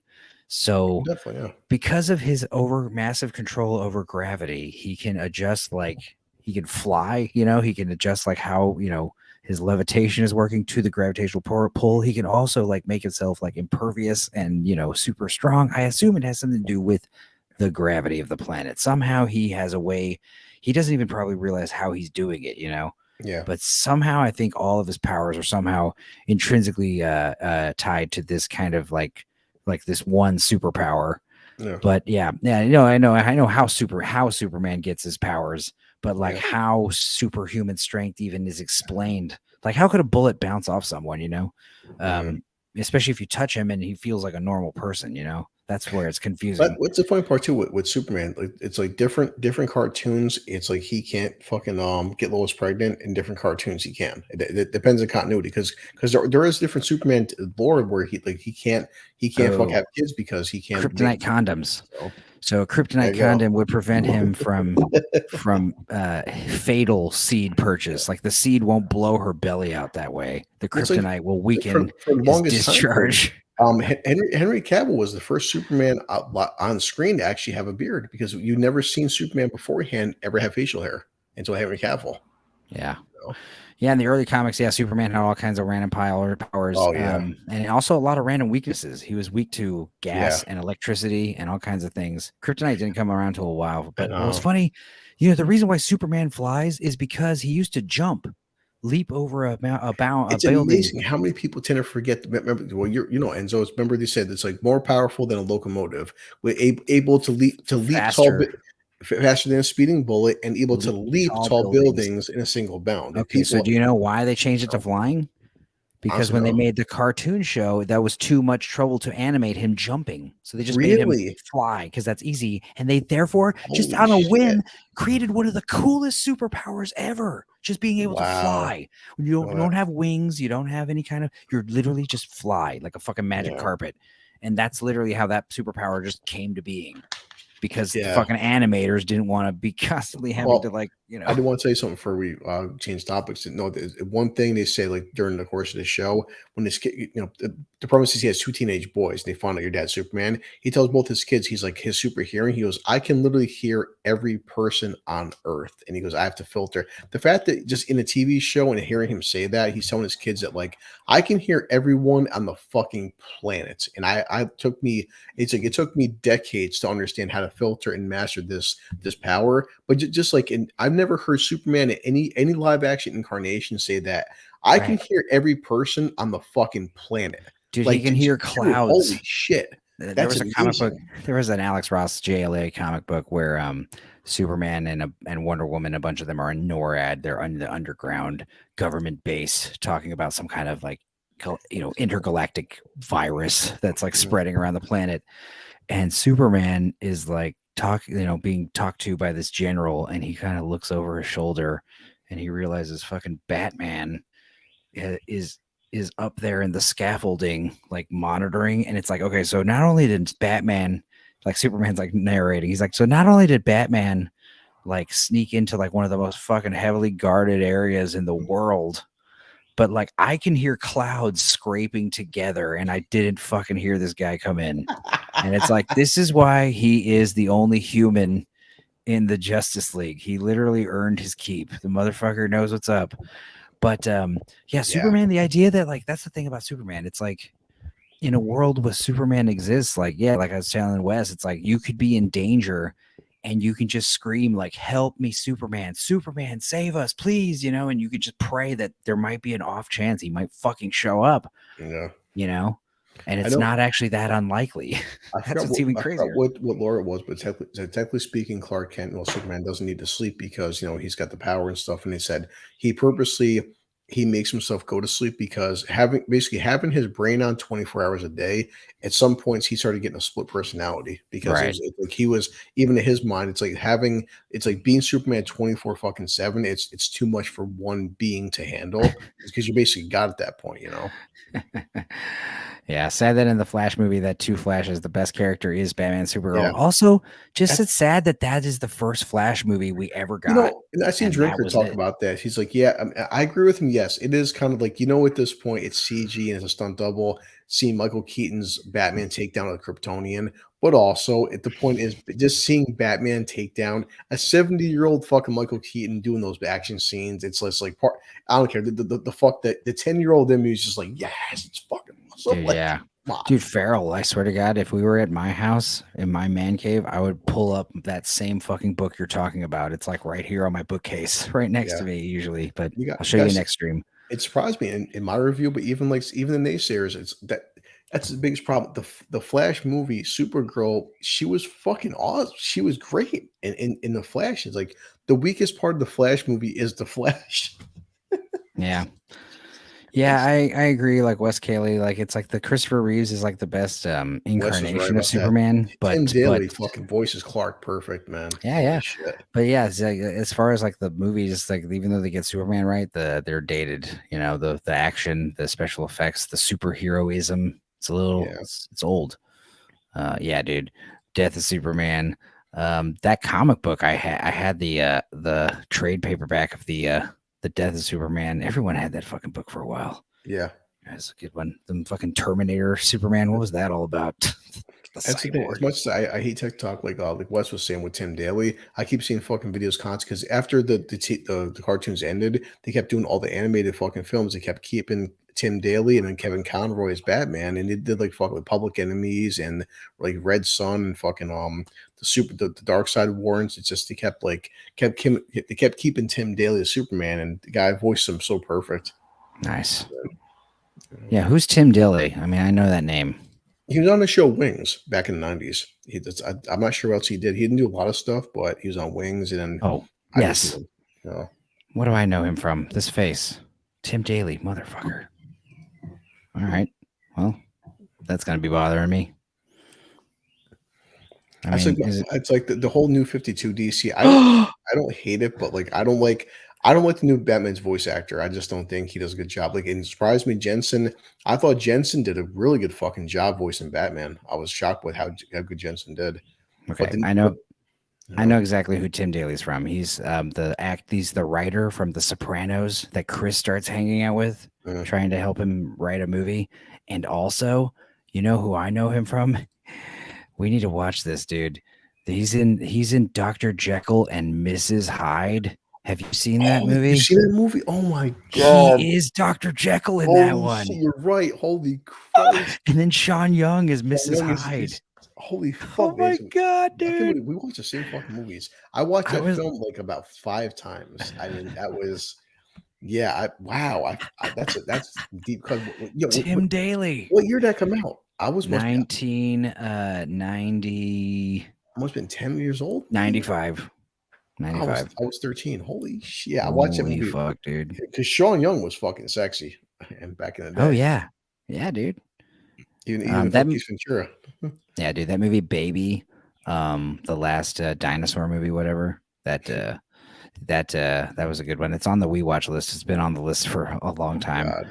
But favorite DC animated film, I did like All-Star Superman, and I did like I thought Red Sun was okay, but I think I like the All-Star Superman best. I hate to say it recently, and like I said, I'm not a fan of the new 52 voice actors, but the Dorkside War was I've watched that like 10 times. It's fucking because Constantine just shows how nasty he is. But like me and my buddy, the best sequence that entire fucking film was Trigon versus Dorkside. That was fucking amazing. Nice. I love that entire sequence.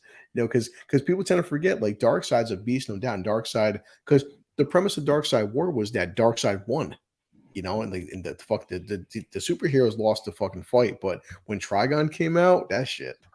Public Enemies is good too. Yeah, that was the one thing I kept saying. I was like, why the fuck? Not Public Enemies, but like, why didn't they do like, you have a Superman movie, then you have a Superman sequel, then you do The World's Finest. Then you do Batman versus Superman. Then you do the fucking Justice League. Take your time, please. I did love Batman Gotham Knight only because it was like 7 different Batman mini movies by 7 different directors, and Kevin Conroy voiced them every single time. Yeah. But it was fucking just seeing 7 different people's take on Batman was still keeping Kevin Conroy's voice was really good. Yeah. I mean, all the animated stuff is great. And what was it? The samurai Batman Dude, one. that and all that Batman Ninja, I give them credit. Those fuckers, shit's those wild. guys, they must have did a lot of acid for that movie. It was really good. David Koresh. Yeah. Ooh, yeah. Oh, double feature: Dr. Jekyll and Mrs. Hyde and Frankenhooker. Yeah, I'm down, Farrell. Tim Daly was also in 1999 Storm of the Century miniseries from Stephen King. Didn't see that I one. watched that too. I watched because it was my grandma. That was the fucking actor from the second Riddick movie. He was the bad guy. He was the fucking demon shit. Right. Yeah, and I agree. Every time I see one of these DC animated movies that's on the the pirate sites, I'm like, yeah, I'll check it out. I mean, like Wes was saying, I do like a lot always of them. good. Just for some reason, the voice actor for the new 52 Batman, I'm not feeling like the Batman and Robin, like Damian. Like the thing I didn't like was that okay, I get it that with the new 52, Damian is Batman's son and stuff, and Ra's al Ghul did teach Damian.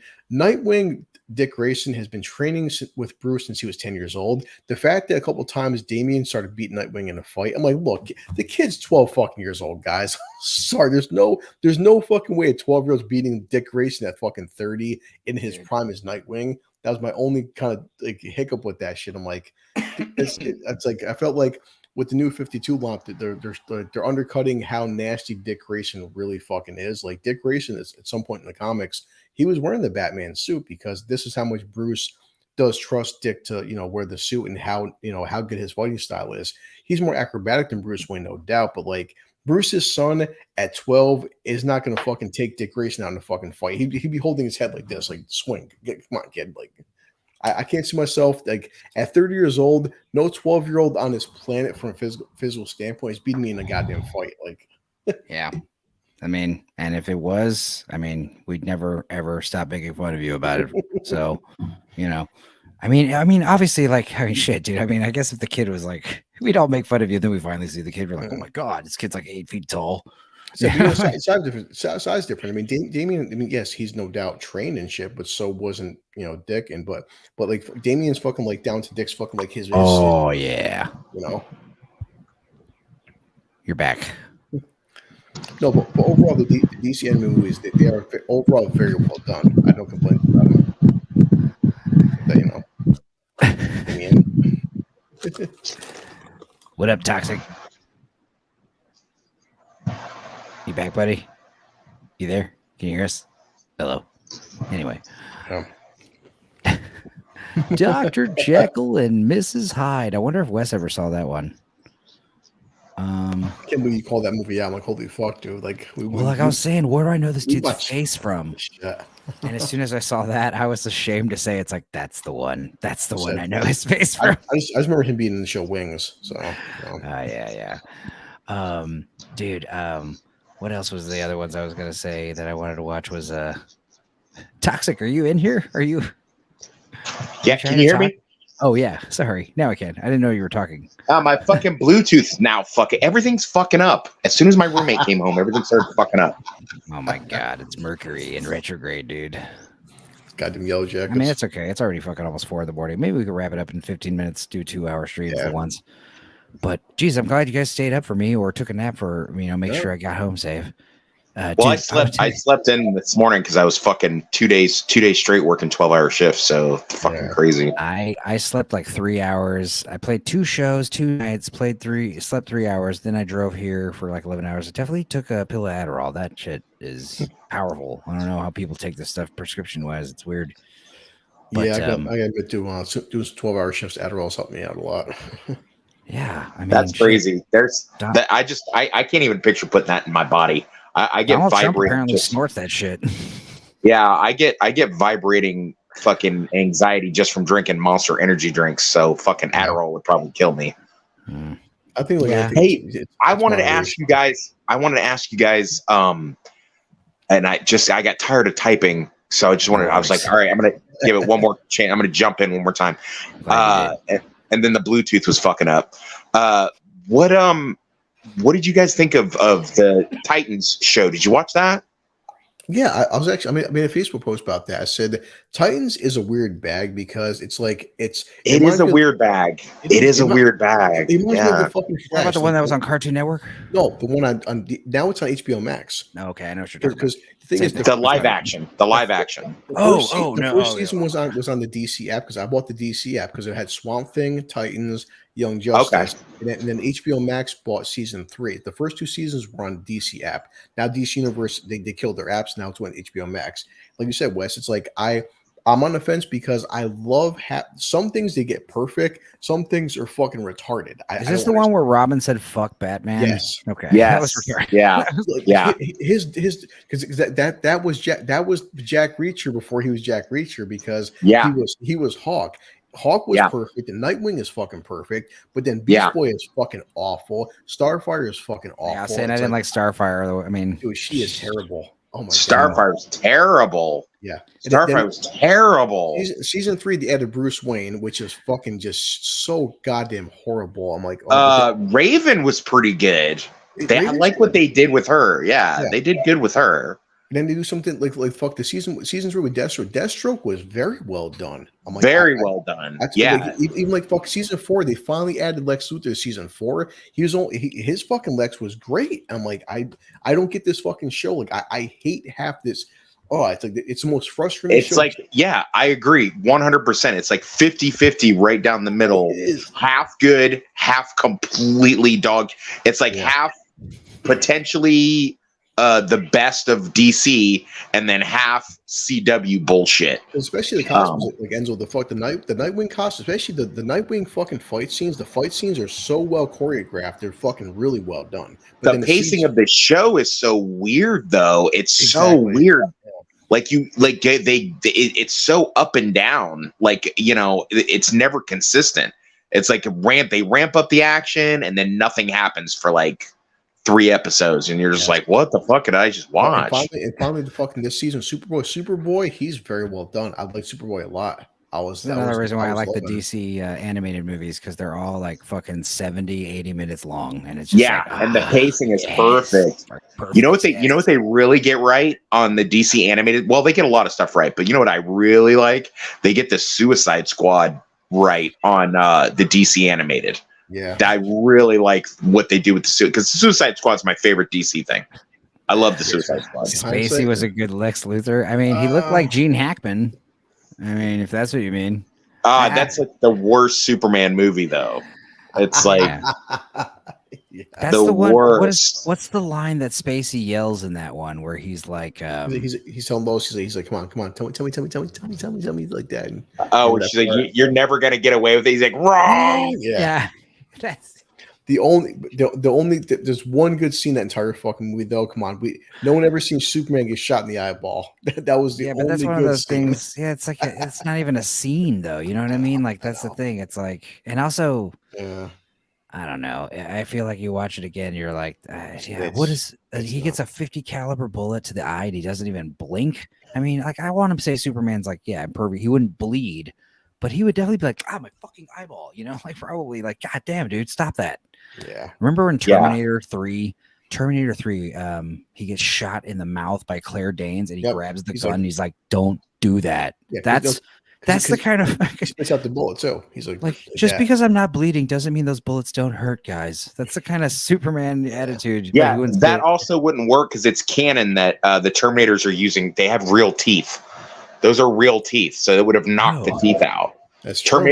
Terminators have real teeth because you can't fake those. Maybe they have metal roots, and they're like they don't have metal roots. They have real teeth in the fucking flesh. Oh god, that's why it's so creepy. The funny part, people say, dude, you know what? That's funny because Part 3 is a good film in hindsight. I guess when you see the exoskeletons running around, they have metal teeth, which is freaky. But I guess when they do the cyborgs, they have real teeth. You know what's really weird? Was it like was it Terminator Genesis or something? They showed the fucking they showed the friggin' the T-100s there. They had. Did you just say Genesis? Genesis. Genesis. It's Genesis. I know it's funny. No, because it's Genesis, spelled it wrong. They spell it Genesis. Remember during the trailer they showed the T-800s and they got fucking white human teeth. Yeah. I'm like, what the fuck is this? Yeah, Spacey was a good Lex because he was a villain. I get you, that Farrell, villain. you dirty boy. I, But I'm yeah, it's just like Dave Chappelle said. I'm not going to lie, the guys. I can't believe you guys. I can't believe Enzo has tricked me not only in staying up at an ungodly hour, but he's tricked me into having a long Superman discussion of all fucking things. I hate Superman. All right, hell yeah, dude. I didn't even do it. It was Farrell talking. Chris, did you see the clip that he clipped from our conversation where he's just talking about Superman and he's got the kazoo in the background, and I'm just like, okay, because it was on my birthday and I was drunk as fuck. Yeah, it's funny, dude. I was just thinking, like, it'd be funny to do like a 90-second video that just like timed, because this one little spiel, I did like a straight rant for like 90 seconds, and it's like perfectly like timed for the theme song, you know? Well, it's like everything we do though, because the drinker keeps saying, "I'll listen to that after Extraction, his last open bar," and people keep bitching. It's like we talked about this before, Wes, in the group and shit. People keep saying that, okay, like fucking wokeism is too much. We're not getting action anymore, and we're not getting this, we're not getting that. Oh, no, guys, we're seeing Extraction 2, we're seeing Sisu, we're seeing John Wick fucking 4. Agreed. People can't say that the action genre is dead. No, it's not. So, like with Superman, like all superhero films are TV shows. Shit, no, we got and is really good. Looking at Hulu now, see, Mr. In Between came out in 2018. So this shit's been out. Like, they've not, Justified, Mr. In Between, fucking Sons of Anarchy, all this shit's been out, man. You just gotta watch. Yeah, is there a lot of woke, stupid bullshit? Of course there is. Exactly. But if your only tool is a hammer, everything looks like a nail. So if you're just gonna see fucking wokeism, man, and I gotta tell you, man, I hate to fuck. You hate to fuck? I hate to fucking say it. Yeah. Okay. I hate to fucking say it for real, but it has been a bloodbath lately in the fucking comments, man. We are just getting bombarded. People are being little hoes constantly. And not about the stuff that I thought they were going to be shitting about. Just like, I can't. You mean they're just being bitchy? Bitchy, yeah. It's like every time somebody says something, someone else pops off with, "Well, I didn't like it." Yeah, this movie was trash. And that's been the thing since I've joined it. Like, I could come in and say any fucking movie, be like, "Dude, this movie." Someone will be in the comments, be like, "Didn't like it." Yeah, trash. or I didn't watch it. I didn't watch it, but I got this huge opinion about it. Like they won't shut the fuck up about the Jennifer Lawrence shit. Yeah, she said something. She said something stupid, but you know what? This new movie, Tid, guys. She made up for it. All right, she showed Tid. I did like one of the guys made a comment. They were like, because somebody was like, "Hey, I went and saw this and it was pretty good." Blah blah, and people started popping off about her comments and stuff. And this one guy pops in. He's like, "Hey, I watched this. She showed her titties. All is forgiven, Jennifer." Blue told me that he could tell that she's shaved down there. It's like, you have my interest. I am interested in seeing this film. The two things on the biggest screen possible. It's like, number one, it's like people. I think this is the whole fucking binge society and fucking TikTok generation where it's like, and you guys are old enough to remember this. Remember when, like, say a show would come out, like say 24, for example, you'd get Monday, right? And the show is 24. Which means 24 episodes, right? That would play once a week. And then they would do a fucking what was it? They start like say September. Then you would get the fucking winter break, which is all like December, January. So 24 would start in September. The season would end in like June. It's like people. Shows used to have like 30 episodes a season and shit. Jesus Christ. People, they saying like, we have all these TV shows. Okay, guys, we have just my fucking phone. Okay, now because of Wes, I have Paramount Plus, which comes with Showtime. You have Peacock, Hulu, Netflix, Paramount fucking Plus. You have Disney Plus. There's like 19 fucking apps out there, and people are saying there's nothing to watch. I'm like, no, there's plenty to fucking watch. And like, yes, there is some. The thing is, shows. There's so many. There's there's good stuff, but like the great stuff, that's like so few and far between these days. But it is out there though. It's just people have. It's always going to be out there. And how many fucking shows like Gary and Rock talked about this, that Ash versus Evil Dead. Well, the show got canceled. Yeah. Well, you guys, listen. If you like Bruce Campbell and Evil Dead, drop $5 fucking and watch 3 seasons of a TV show. Come on, seriously. It's like these shows are so fucking like Wes was saying. The Boys is a great show. You know, I don't I keep seeing I more don't. TikTok videos like people. Jensen Ackles, he nailed Soldier Boy. I don't give a fuck, man. He really did a good Yeah, job with Soldier Boy. and you, what's his name? Homelander is flawless. Dude, in season Billy 3, holy fuck, man! Like Billy Butcher is flawless. You know, I can't say it enough. You know, yeah, I don't know. That's especially Carl Urban, right? that scene in season 3 with Yeah. fucking Homelander and Starlight. I love that fucking scene. It's Homelander in season 3. He finally, because remember that was the premise. Season 1 and season 2 was the bluff. Homelander season 3 finally called the bluff. You know what? Then Starlight, go ahead. He's like, go ahead and fucking do it. Then, well, I'll start taking out the infrastructure. What happens when I destroy the fucking White House? I destroy, and Homelander calls her out on her bullshit. And it's like, dude, Yeah, and you know why? awesome. You know why he's so evil? Because he has Superman's powers. And if someone really had Superman's powers, they would be evil like that. That's what would happen. That's why, that's I've always said, Superman's main power isn't his strength or stuff; is his moral compass. Because the point is, like, if I got Superman powers, it'd be so. But easy you wouldn't have a moral compass if you had that much power. Well, yeah, but the thing it's is, not possible. Superman is like a story of nature versus nurture, where it's like because he was raised by the Kents, he becomes a good person, and it's all about like all of his good behavior and stuff is like. It's like part ingrained into him, but it's also like majorly like where he was raised and who he was raised by.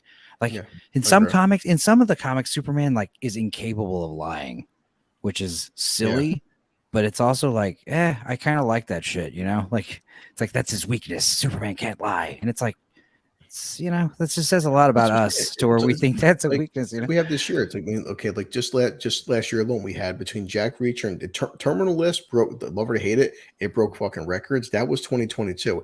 In 2023, we're getting Invincibles coming back. Jack Reacher's coming fucking back. It's like, so I don't. That's just on this new Mission Impossible, man. That's gonna. Well, I'm saying in terms of TV shows, it's like, but that's on Amazon. Amazon alone just has 2 brand new shows that that we know about with Invincible and also fucking Jack Reacher, and that's just like there's plenty of stuff out there. Urban brings that dread intensity, dude. Dread, dude. Carl Urban's like frowny face. Yeah, but just the whole movie, dude. Said so but all these fucking apps out there, like guys, there is like Wes said, 100% agree. There's plenty of shit that on Netflix I can't fucking stand, but like even Mahler's the fucking big lawman himself. He told the drinker that he loved the Arnold documentary on Netflix. I watched the first 2 episodes. It's fucking amazing. Like you can love or hate Arnold's politics, but you can't deny Arnold from like 75 until like 2020. Arnold's has a great fucking trajectory of his life and his career.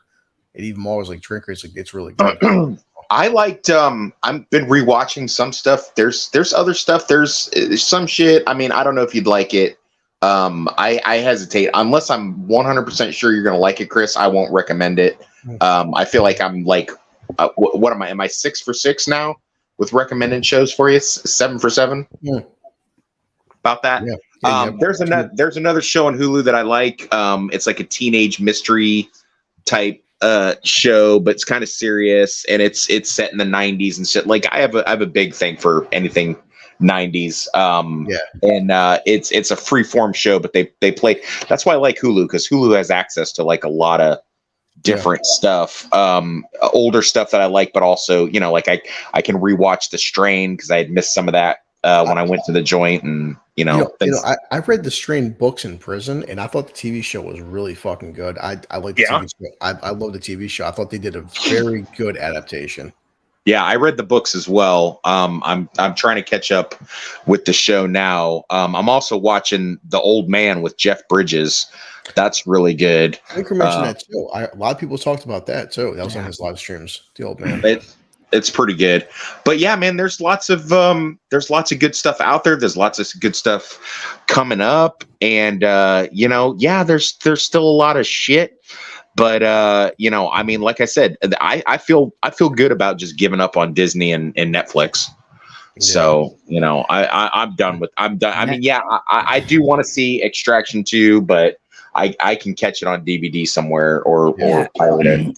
Netflix has yet to produce like anything for me that I've found like truly excellent. Like everything that Netflix makes is like good, okay. I haven't watched Cobra Kai. That's the one thing I haven't watched. But yes, like as far as like, and that's the one thing I hear is like, kind of unanimously like one of the best things that they've ever put out. Because like even Stranger Things, like that's like their most popular show or one of their most popular shows, but like critically and like when you watch, it's like it's good. It's okay. It's good. It's okay. Nothing they make is like fucking It's amazing. pretty good. Yeah, it's pretty good. It's a little formulaic. Yeah.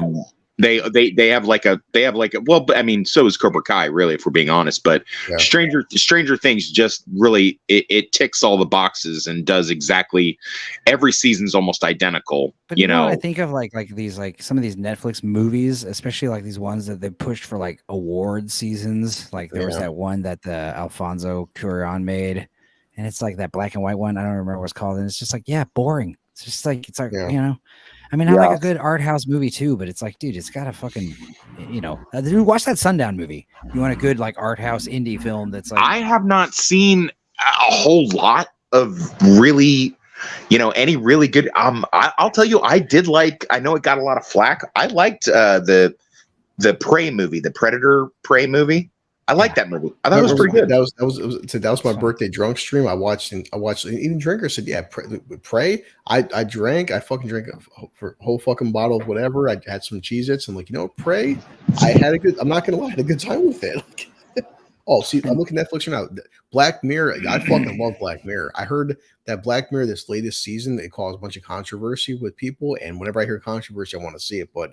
I think Black Mirror is fucking great. I love Black Mirror. Yeah, I'm waiting for Meg to get back to watch it. But with Prey, it was like Prey watch. I remember watching Prey and thinking like, how they filmed it. Like a lot of like breakthroughs with drones, a lot of great drone stuff. And then like post-COVID, making a movie post-COVID, everyone's like trying to make these like skeleton crew films with like limited cast and limited characters. And it's like, this is one of those few situations where it actually was okay.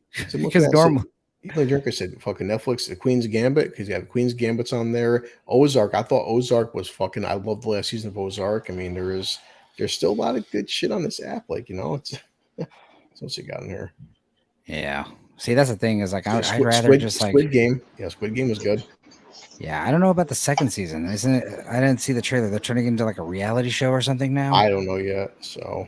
It's like weird. I don't think that's going to be anything worth watching. Midnight Mass was really, really good. Midnight Mass was amazing. I loved it, but then the last, just like the other one that dude made, Haunting of Hill House or whatever it was. I never saw that. I don't really like ghost stuff. Ghost stuff doesn't really interest me, but I like their vampire. I like the vampire take. The point is, I like both of those shows, but like I feel like the last episodes of both of those shows kind of just like they kind of like shat the bed, or I don't know, like the last episode too monologue heavy. Yeah, the last episode of that haunting one definitely. What the? I thought you meant the thing in Midnight Mass where she just has like that 27-minute fucking monologue and shit that she's dying. Yeah, that too. And then it's one of those things where it's kind of like the end of episode 3, the big laser fight scene. It's so cool, but then it goes on for so long that it just becomes boring. You got this big action scene going on, and I don't know. I just feel like something was kind of lost. Hey, Aldo, this is my brother, you guys. Sure. Not all Stranger Things seasons are the same. Well, each villain gets worse and stronger. But Netflix. I mean, I could tell you the formula of every Stranger Things thing. I mean, they introduce a villain and a big bad, and then little Will is put in some kind of jeopardy.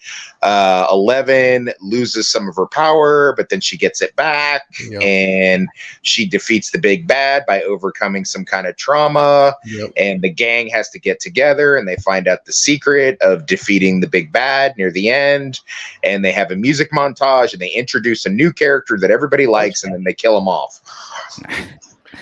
Aldo, what are you doing? Are you going to work? You get ready for school? I just drove back from Colorado. I had gigs this weekend. What are you doing? Hit us up. Fucking listen more comments. What are you doing?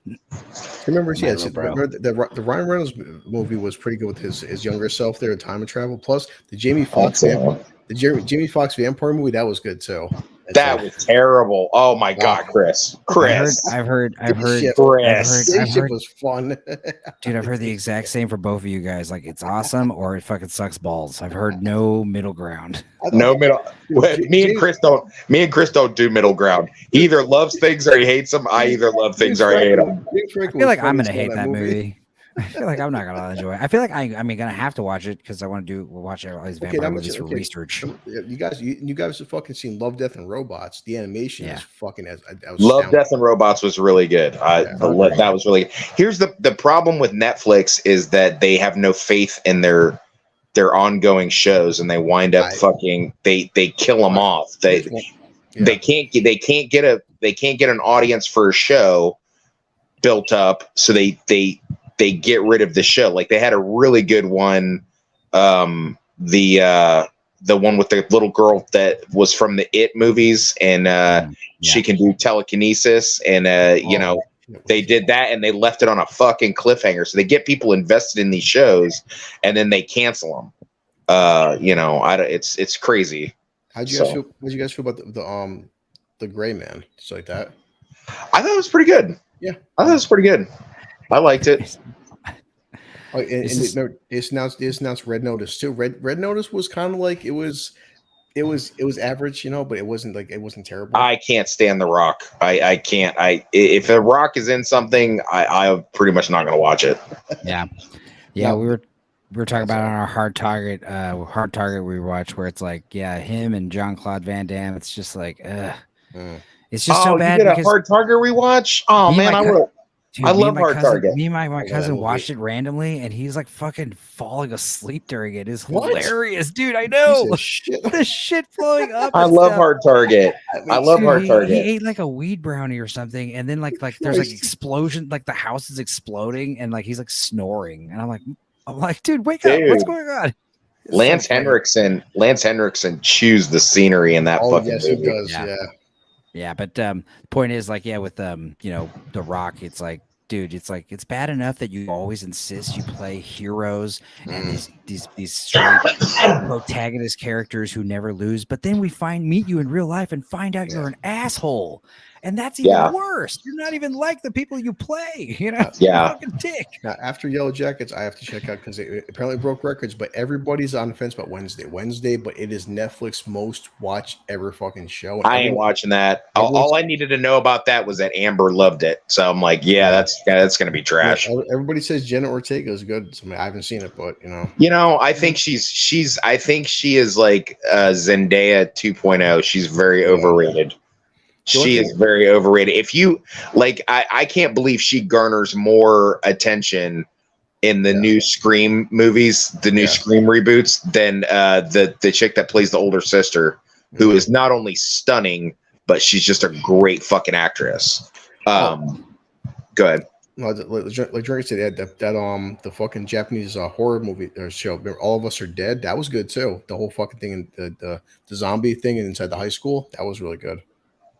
I'm not familiar with that. Yeah, it's called All of Us Are Dead. It's basically there's a zombie outbreak, and the entire thing it's inside of a high school, and these kids are trying to get out of basically a high school with zombies. But it's really what is it like good. A Korean? Was it Asian thing? Exactly. Yeah, it's subtitles, but I don't like Asian. I don't like Asian culture or their movies or. I honestly, I only watch because the drinker recommended it, and I watched it, and that's why I watched. Yeah, I can't take them seriously as actors because their facial expressions don't change, so I can't. They can't emote. Jesus Christ, Asian. You don't like Asian horror movies? I mean. I don't like Asian people in general. So old boy's good. I like I'll watch the American version just to piss off Asians. I mean, we fought 4 land wars against Asian people. I mean, I think, and we're about to be taken over by China.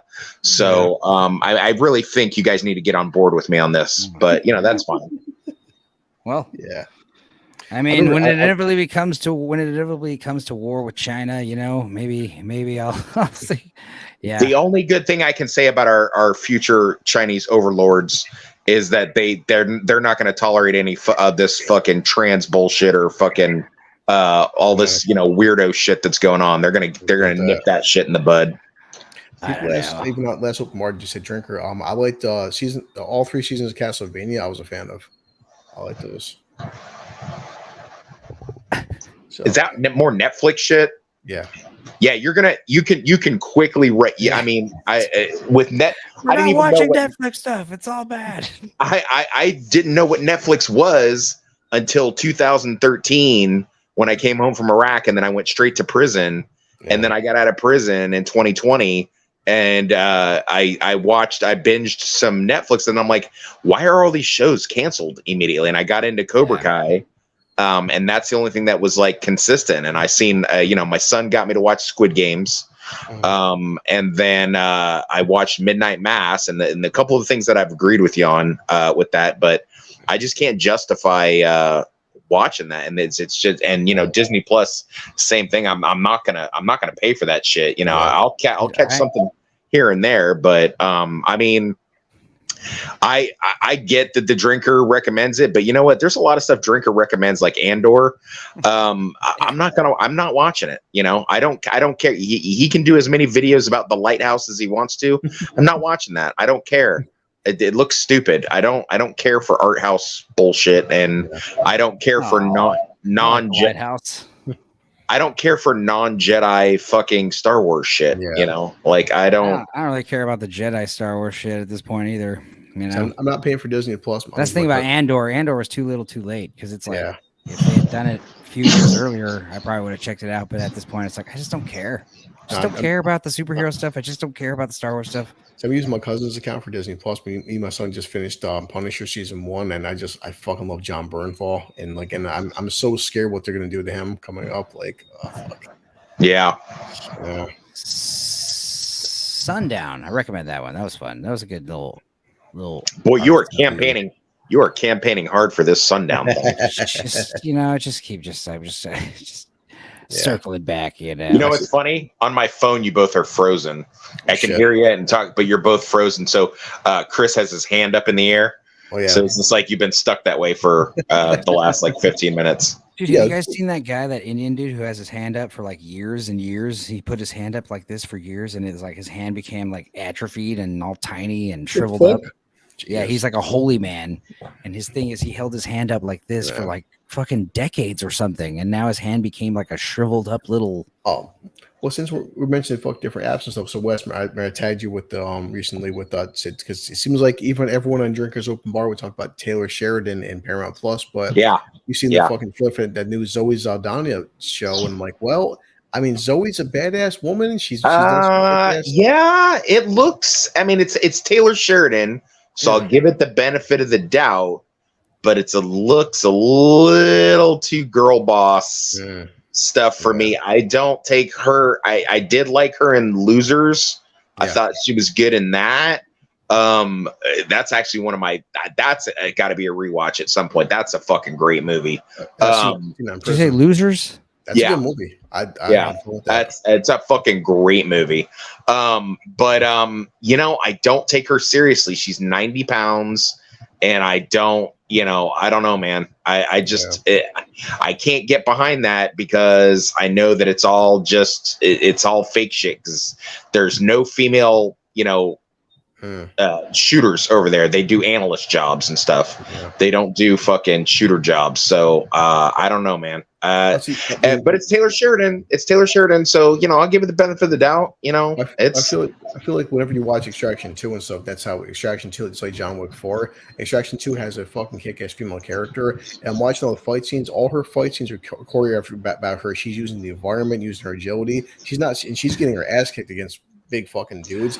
At the time she's winning, but not like she's not overpowering these guys. She's using what she has to, taking out knees, taking out whatever body parts. Yeah, I got that. Yeah, no, I mean, if that's what Taylor Sheridan's doing, then I'm all for it. I liked 1883. I like 1923, 29, whatever it is. They're both really, really good. I've been impressed by Yellowstone. I binged all of Yellowstone in like 4 weeks. All 5 seasons in 4 weeks. So I thought and they're good shows. And Hell and High Water is amazing. The Sicario movies, Wind River, all his shits. I can't find a flaw in any of his stuff. So Farrell's right. I wasn't talking about the Tim Roth Sundown movie. I was talking about the vampire movie called Sundown with Bruce Campbell. He's absolutely right. The one where they shoot fucking vampires with wooden bullets. I know exactly what movie you're talking about, Farrell. Holy shit. We need to watch that one immediately. So yeah, this guy, Amar Barti, he decided one day to put his hand up and held it up for 45 years. Isn't that amazing? That seems highly implausible. Well, it's true. There's many pictures of him with his tiny atrophied hand. And I mean, if he's not holding it up 24/7, he's definitely holding it up every time he's out in public. So whatever. Okay. Weird. Fucking weird. I'm not gonna ask questions about it, whatever. That's fair. That's fair. That's all right. Hey man, just let the guy hold his hand up for 45 years. If that's what he wants, if that's what makes him happy, then that's fine with me. I don't have a problem with it. Who are you? Who are you to prevent a man from holding I his am hand certainly for 50 not gonna. years? Yeah, I mean, Chris has had his hand up for the last 25 minutes here. So there have definitely been, that's probably one of the more benign protests, or whatever he's doing it for, like hunger strikes and things like that. Those are pretty hardcore. But just holding your hand up for decades, like, yeah, okay, I see what you're doing there, buddy. Hey, Chris, you know what pissed me off about that Jennifer Lawrence movie, the new one? What? I have a running joke, which is not even a joke, because it's actually a true story.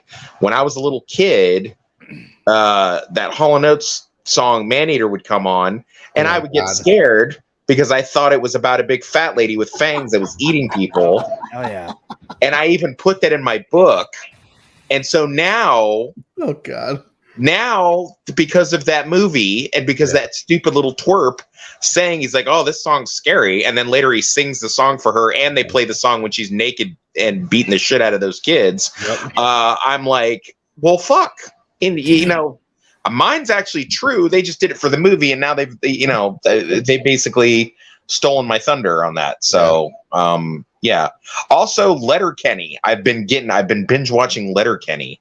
That's amazing. That's a great fucking show. If you ever get a chance to watch any of that shit is hilarious. Yeah. It's funny you say that because there was another movie, and I think it was another Judd Apatow movie where they were like, stealing a funny anecdote I had already had with people before, It was like, I've had this anecdote before, and I can't remember what movie it was, but they were talking about Toto. It's the very beginning of the movie where they're talking about they're in space, I think. Oh, I know exactly what movie it is. It was the one Moonfall, where the fucking moon's crashing into the earth and fucking. It's like, how the fuck are we gonna survive that? But anyway, the movie starts with a debate about the lyrics of the song Toto. What's the one? Bless the rains. Yeah. Africa. Africa. So the lyric, and I've had the same exact discussion, except ours was funnier. But the idea is, they basically say, "Oh, it's I miss the rains down in Africa," and it's like, no, it's I bless the rains down in Africa, and that's basically the extent of the dialogue. And it's like, I've had that exact discussion, except we had a punchline because it's me and another dude talking about how I thought it was I miss the rains. He's like, no, it's I bless the rains. And then our buddy Bobby was like, dude, that's nothing. I thought it was I guess the rains down in Africa. I think I've heard you say that story before. Cool. Well, hopefully. Otherwise, someone else has told you the same exact fucking story. We're living in a goddamn simulation. Yeah, I think that's it. It's a glitch in the Matrix. But yeah, I was pissed off when I first saw that because I've told that because that song comes on most of the bars I work at. That song, and I'll usually tell that anecdote. I'll be like, because it's another funny story where my dad was making fun of me for being a little pussy because I would cry anytime the song came on, and I would cry when Michael Jackson's Thriller came on, and he's like, "What is this fucking kid I got? He's scared of Hall & Oates and fucking Michael Jackson." I mean, what the fuck, man?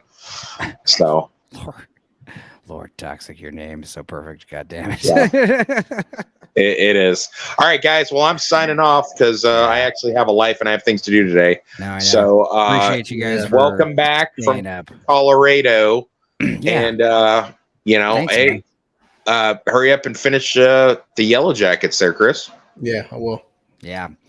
And all Chris, right. Let's maybe we'll try to watch Phantom tomorrow. I gotta watch something tomorrow. Text me. Tomorrow's Tuesday. I will make time for Phantom. I will that Stay toxic, everybody. All right. Stay toxic. Yeah. Honestly, I think he does that enough for all of us. It's good to have us be like, no. It's usually what like my cousin's doing in the Wii watches, or I'm saying some stupid shit, and he's just like, whoa, dude, you can't say that. I'm joking. What else? All right, man. Chris, well, shit, dude, it was good talking to you, man. I'm glad you came out this late hour. Jesus, it's 5:30 where you're at, right? It is 5:25, yes, but like I said, I've been kind of training myself just because like Uber, I hate to say it, but people ask me like, hey, like, do you like Uber? I said, truth be told, at midnight till 6 o'clock in the morning, people always need people need a taxi cab. I figured you'd be busier at night, yeah. Well, shit. So you're gonna go back to work, or you're going to bed? I'll probably take like a nap and then I'll wait for the furniture. The furniture should be here in a couple hours. So well, I just drove about fucking 14 hours on 3 hours of sleep. Yeah. I'm gonna put my goddamn belongings away. I came home and yeah, everything was good. The dogs were good, house is good, cars were good. Nice. Everything's good. Yeah. Everything's great. No, definitely looking forward to watching. Also, shout out to my little brother Aldo. I guess, yeah, streaming this early, but he said he's going to bed too. Is tomorrow a holiday or something? I don't think so. Or summer? It's summer. It's the middle of summer. My God, I'm stupid. Jesus Christ, it's June. It's fucking almost July. He doesn't teach in the fucking summer. Stupid.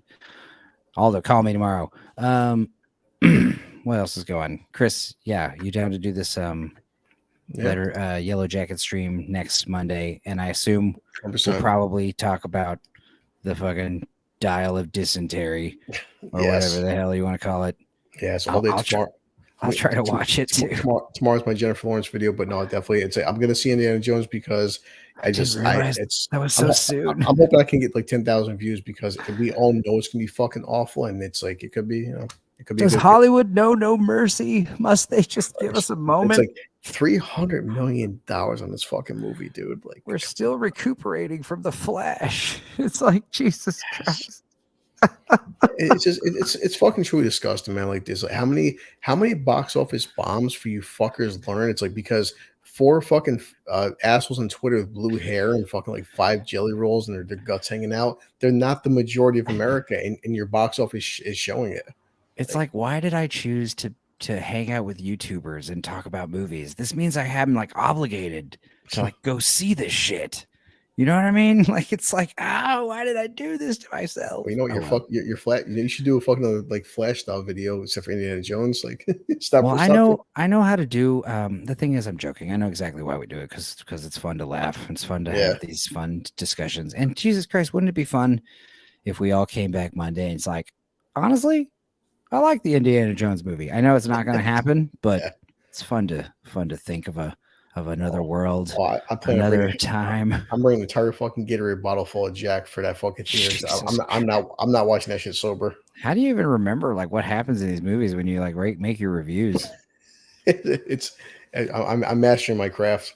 You're like reading the Wikipedia plot summary. Be honest. Tell me the truth. Or do you just have like are you just highly functioning? Last super chat, I fucking did super chat for the drinker, and he goes, I'm kind of impressed because I was watching The Flash and I pulled my fucking phone on low light. But I was like, hey drinker, I'm like, this super chat, and he's like, he read the super chat catch up. He told Maul, he's like, are you actually listening to the fucking open bar while watching the movie and super chatting me? That's fucking impressive. Like, yeah. Yeah, at this point, they kind of have to be making these mistakes on purpose or just total disregard. I mean, that could be what they're doing. Like, literally, it's because some fucking bitch like Kathleen Kennedy, she probably has a fucking son who wears dresses and has pink hair and thinks she's a little girl. I don't think it's that. I really think it's more just like like they're being there's like word from the top, put more of this in these movies. Word from the top. That's what I'm saying. Put less of this in those movies. Word from the top. All that stuff comes from some fucking guy. Bob Iger's got a fucking great grandkid that's fucking said 5 years old and stuff, and he paints his nails pink and shit. And he thinks like it's because that's his kid. That's the fucking norm. A lot of kids fucking paint their nails now. Yeah, fuck. But the idea is like you read these superhero comics, and like the new like what was the new one? It was Spider Gwen. Gwen fucking, is that her name? Yeah. Gwenpool. Jesus Christ. Gwenpool, the new comic book about Gwenpool. It's literally all about her asexual identity. Yeah. And she's like discovering her asexualness, and like it's her friends explaining to her what being asexual means and what it's like to be asexual. And you're like, okay, that's cool. And then the villain shows up at some point. Nope. No, it's just literally like they're having a fucking teacher's thing. It's these comics read like goddamn propaganda pamphlets. Yeah. There's like literally no conflict in them. Even like when these stories, like a lot of these stories revolve around the character's gay. Okay, great. So the character comes out and everyone's just like, great, you're gay. We love you. There's never even a conflict about that where the father's like, oh, I can't do that. They don't even do that anymore. It's like, Jesus Christ. Like we have no conflict at all. And it's like, you could make a fucking story about gay, trans, fucking whatever. Just make it goddamn interesting with a conflict and a resolution and catharsis and an emotional fucking growth at the end. You know, it's not hard. It's not hard. You could make a movie about a fucking trans person coming out, being a superhero, and it wouldn't be hard to like make it to where like a guy would be like, Jesus Christ, I never thought of it like that. Oh man, it really put me in the shoes of someone I'm not used to. That's what movies used to do. Now it's like, oh no, you can't watch the movie unless you literally are the person in the fucking screen. It's so stupid. It's like, how about put me in the shoes of someone that I'm not supposed to be? That's the whole point of that movie, Memoirs of a Geisha. I'm not a fucking Asian concubine. I watched that movie to understand what it's like to be an Asian concubine. You understand? Exactly. I don't need to be an Asian concubine with, to watch fucking movies about Asian concubines. It gets so frustrated. Shit. I swear Kennedy has inside knowledge of what? We hit Kathleen. Yeah, Kennedy. No, we did 2:30, but no, dude says it said my schedule is flexible. So if you say, Chris, log on exactly at 8 p.m. to watch the fucking Phantom, I will be on. Because I want to see that shit. Yeah. I'll tell you what time. I'll figure out what time my cousin can come. Hey, maybe my brother can come too. Yeah. Aldo, get on Discord. I don't know if he's still watching. He's probably not. But yeah. Cool, man. Well, let's just play this outro video out. Yep. I'm going to go take a nap now. Do some Uber. All right, man. Well, good night. Try to sober up. I'm going to sober up, take a nap, go drive people around New York. Woo! It's Hell true. Yeah. All right, later.